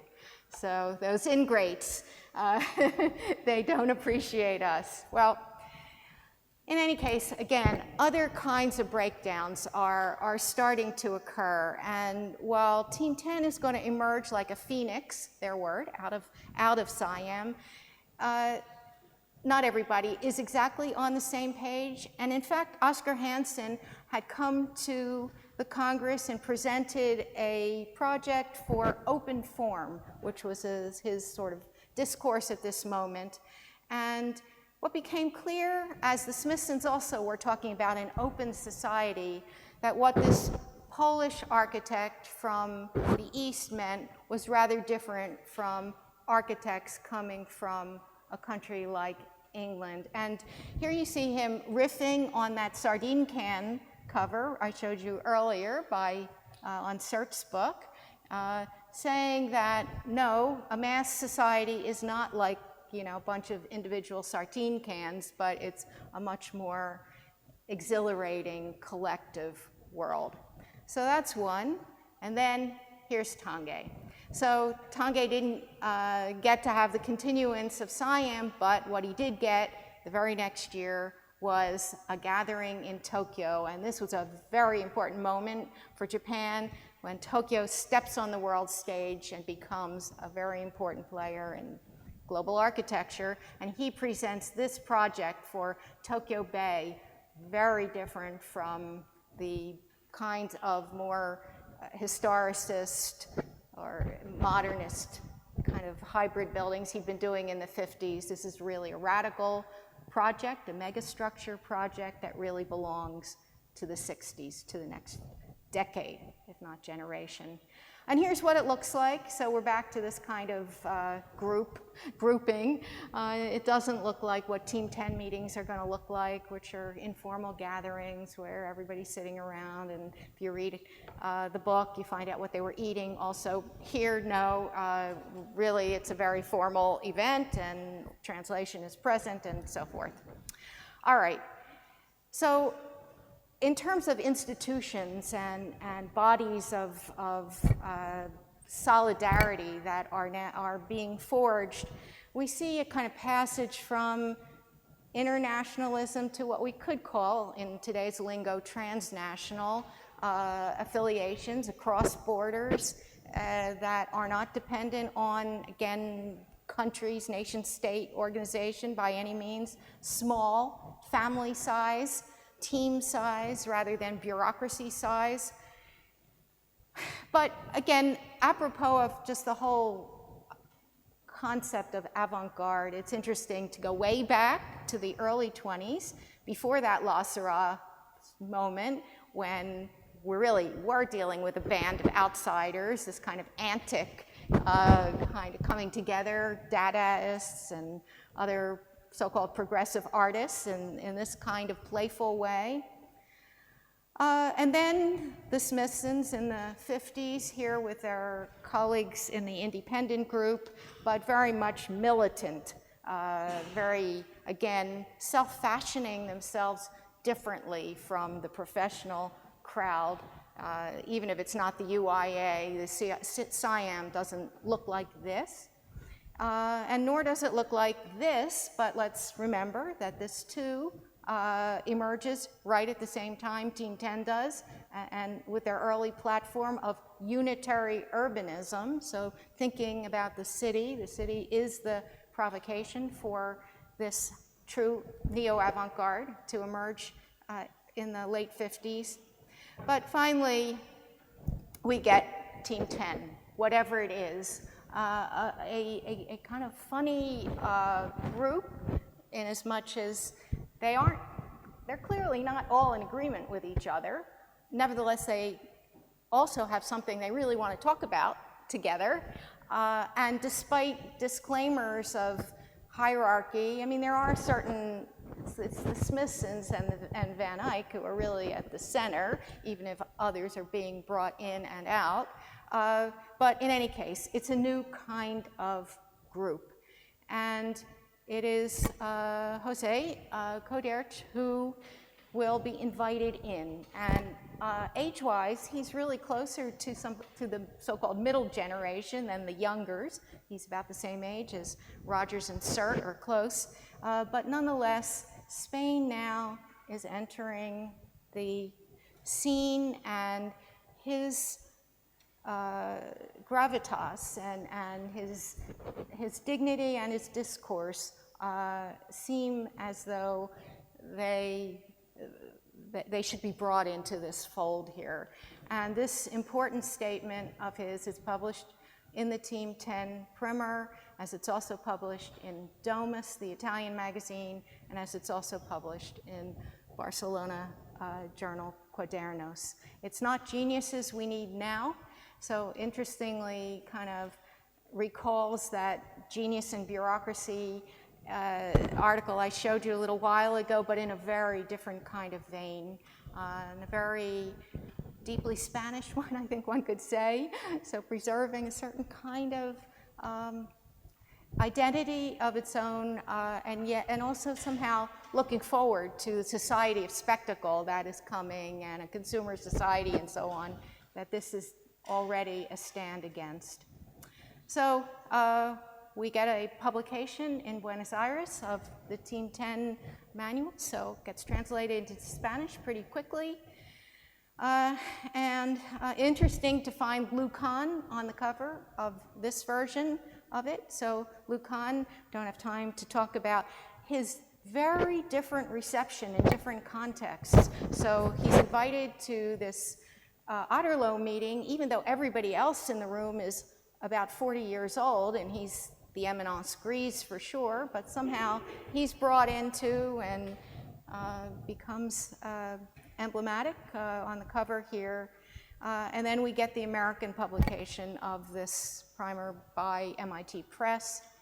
And I'll just end with a non sequitur image, but maybe of some interest, given names we've talked about, is this summer house that Bernard Rudowski, he of Architecture Without Architects, builds for himself and his wife in Malaga, where he collaborates with Coderch, who does the drawings for it and signs the drawings, I guess, mainly. But so the whole kind of without architects is now with an architect here, and also seems to embody very much the image that of this particular branch, this Iberian branch of Team 10. Okay, thank you very much.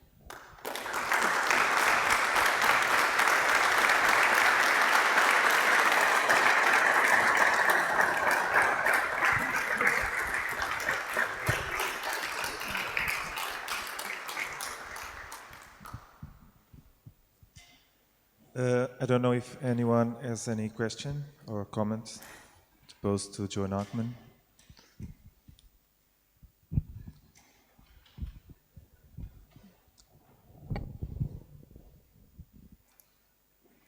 I have a question. I want to know the house that looks so much like Luke Kahn's Trenton Bath house. Is that's yours? And tell me about that house. It's a house, is it, or what? No, what was it? It's my own house. Yes. It's your own house. Holiday house, yes. It's a holiday house, and you were obviously quoting Luke Kahn or looking at Luke Kahn, or Pardon? you were looking at Louis Kahn, or no? I'm not so sure. You're I'm not so sure. Really? Okay. I'm not. Oh, the schools, the small. Yes. Oh, yes, of course. Yes, It's of quite course. direct reference. Okay. Yes, Okay. of course. Okay. Yes, Very yes, interesting to yes. see it. Yes, it is. Yeah. Okay. Well, it was the idea was to make a very cheap thing, cheap thing that people in the village gave the money to make those schools, and the idea was not to make one school as it was done, but to build some those pavilions spread in the place. I see. Well, we didn't reach it. And you heard Luke Kahn speak at Otterlo. Pardon? You at Otterlo. Yes. You heard Kahn speak. No. Oh, you didn't? In Otterlo, no, I don't remember that. Oh, you don't? I remember Okay. he arrived just on the end of Okay. the Congress, and I was very impressive of his face more than, I don't remember what it, perhaps I was not there, I didn't see. For the lecture, what it is. yeah. Okay, good. That's 60 years ago. It's a long time, yeah. It's too much. I remember really the Smithsons. Well, I met them later. They were very, very rough, both of them. But she was much worse than him. When she made some critique about any project, she was so strong that even she was rude sometimes. And I remember this The fight, argument. I should say, between Rogers and Yeah, them. I heard you say that. But I was so marvelous with Rogers as a person and also as an architect too, but he was so wonderful to speak with him about architecture, and Yeah. that it was, well, in this time, I would much prefer Rogers than Smithson's.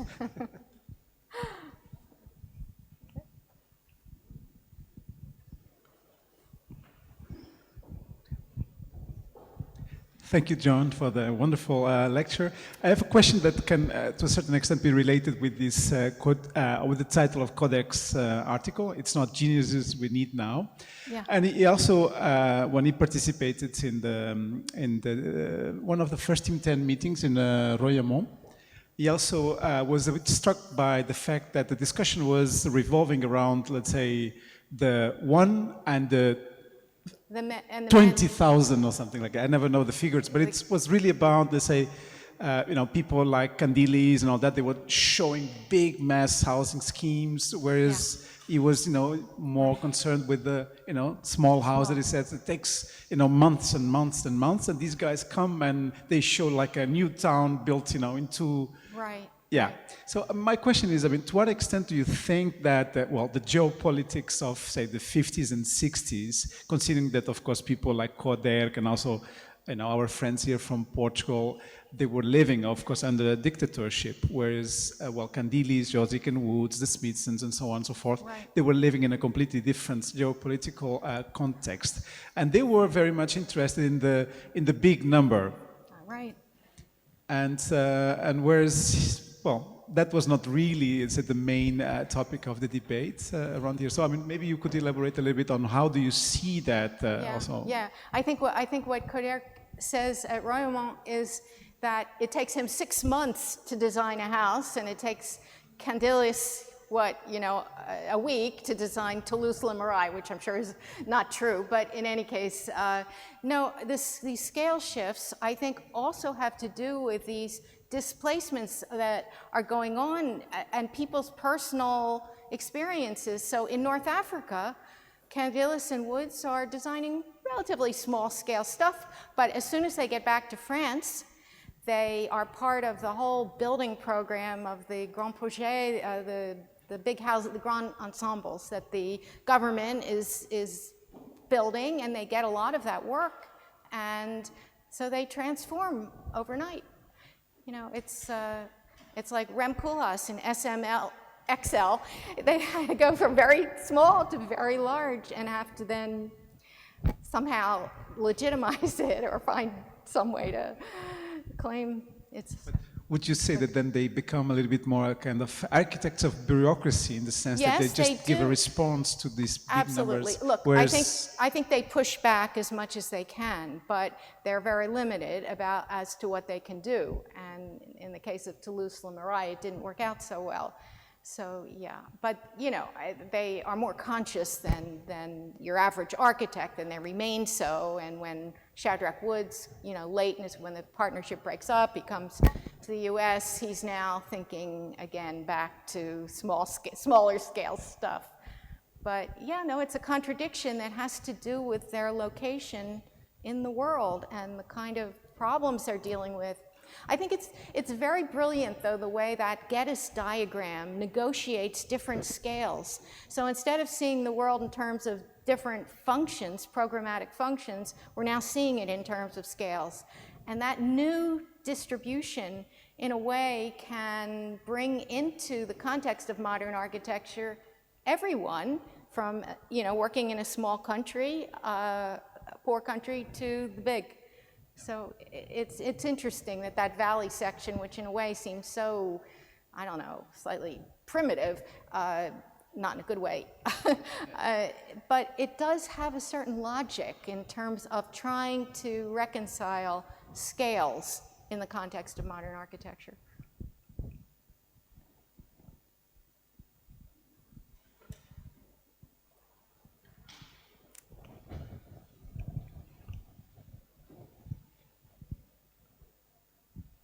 Joan, I have a question. In the beginning, you started to say in your lecture, what is the relevance of Team 10 today?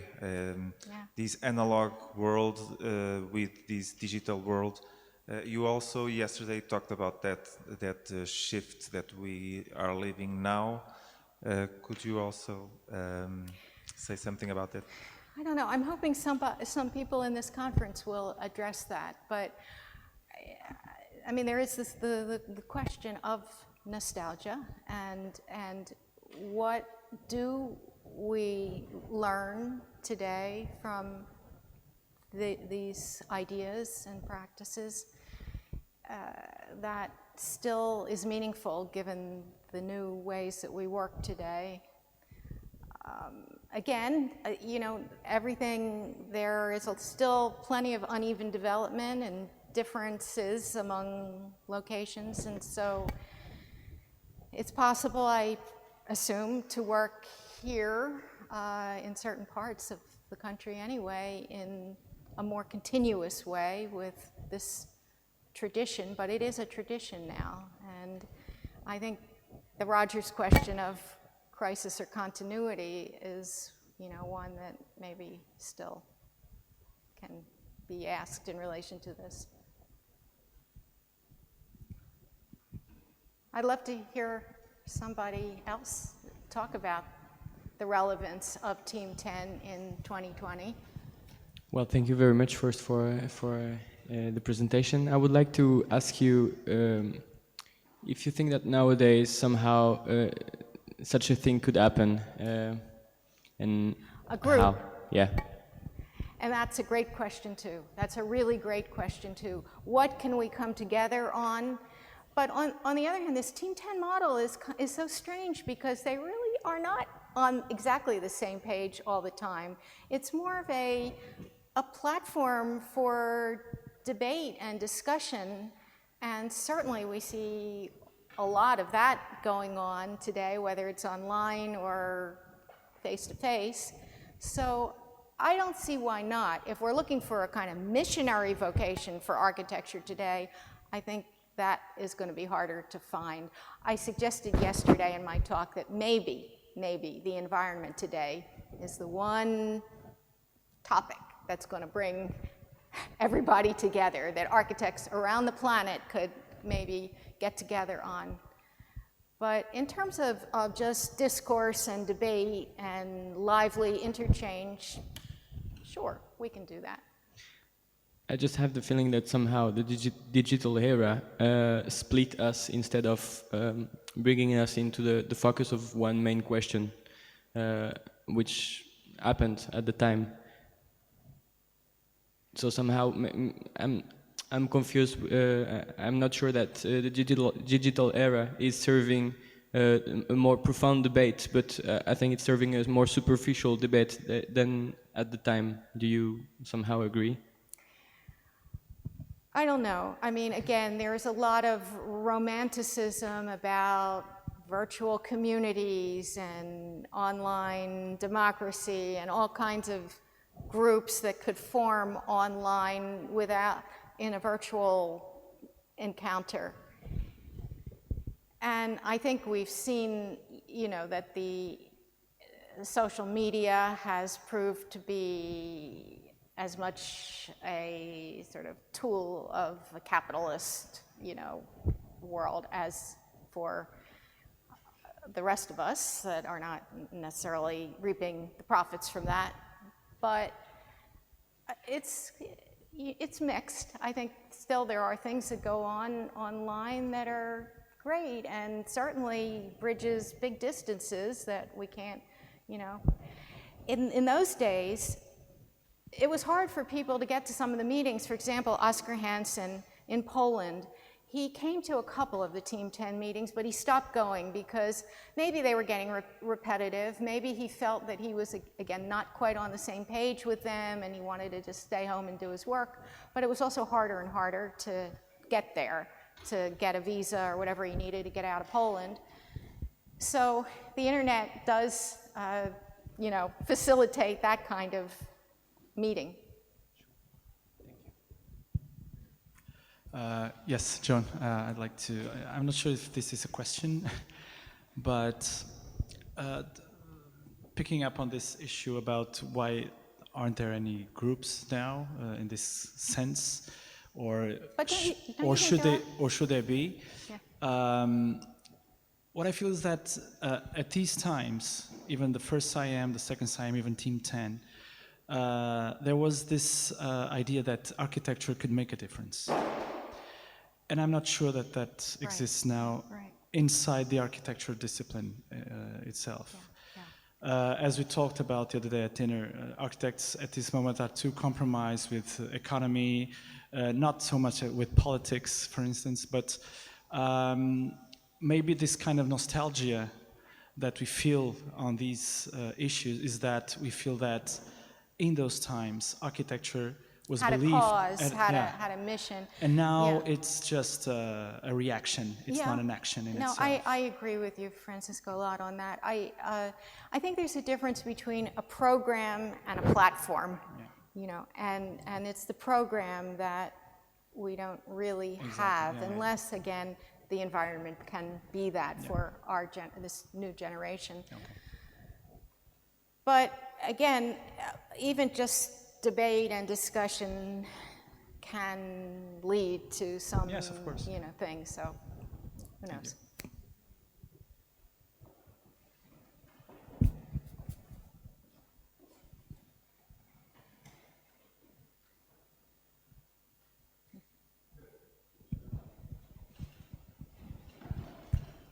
I'm trying to be an optimist. Well, first of all, thanks a lot for your very interesting lecture.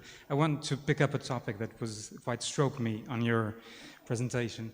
When you mentioned, when you juxtaposed John McHale's collage and the picture of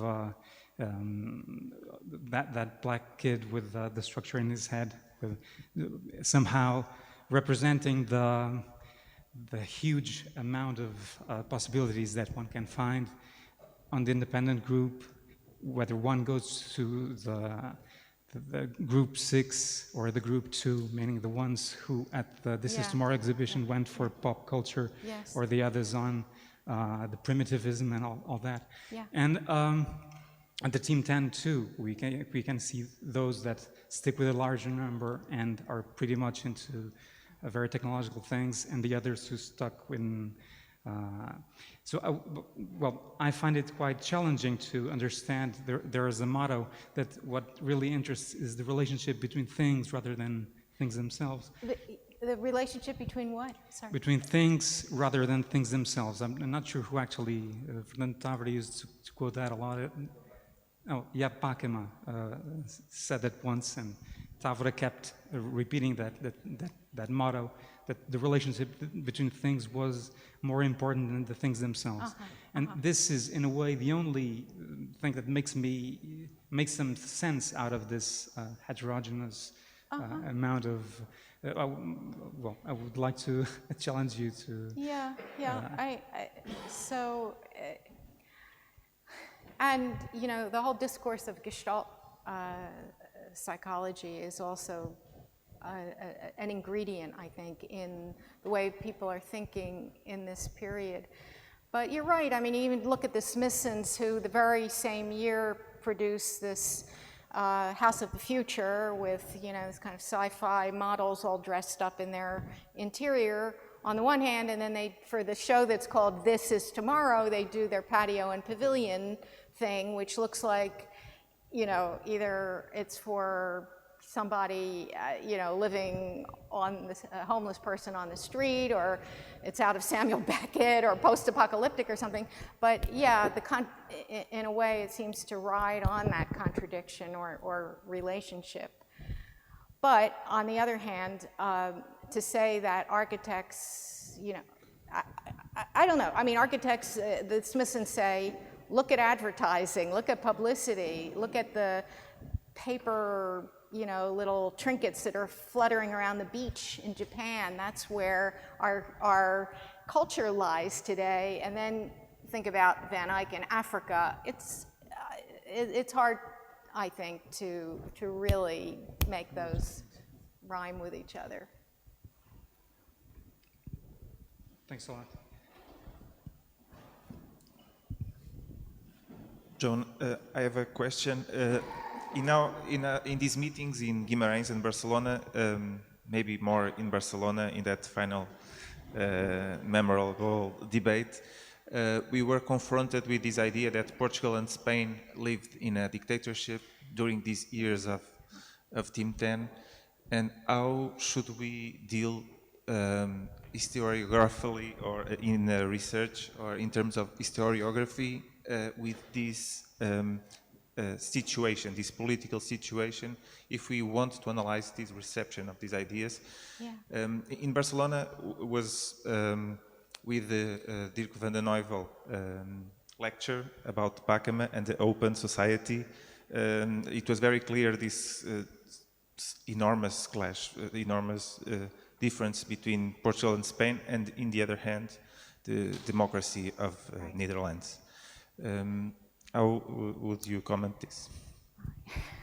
I'm not sure. What I was trying to suggest in one of those black and white statements at the beginning is that sometimes when there is this delay, so up until 1974, when the dictatorship ends and there's a kind of period of quiet or even somewhat stagnant, it's like things are waiting to burst out afterward.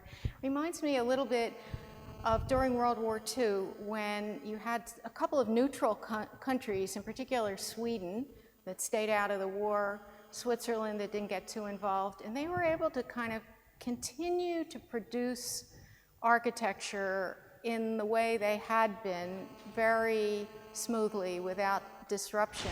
And after the war ended, Sweden becomes this model of new empiricism, a whole new way of doing things that was used to counter a kind of orthodox, continental form, rigid dogma about architecture.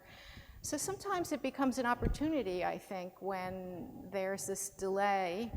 And it's interesting, I think, to think about China today in relation to all this and how they are emerging in the modern world and skipping over, leaping over certain stages of things. So these accelerations produce effects of their own.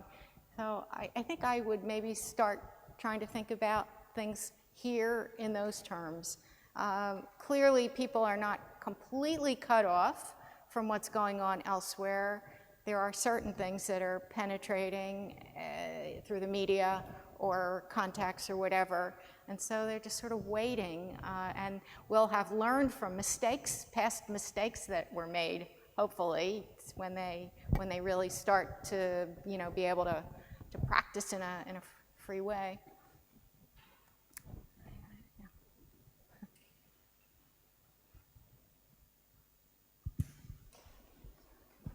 Well, thank you very much, Thank you, Joan. everybody. Thank you.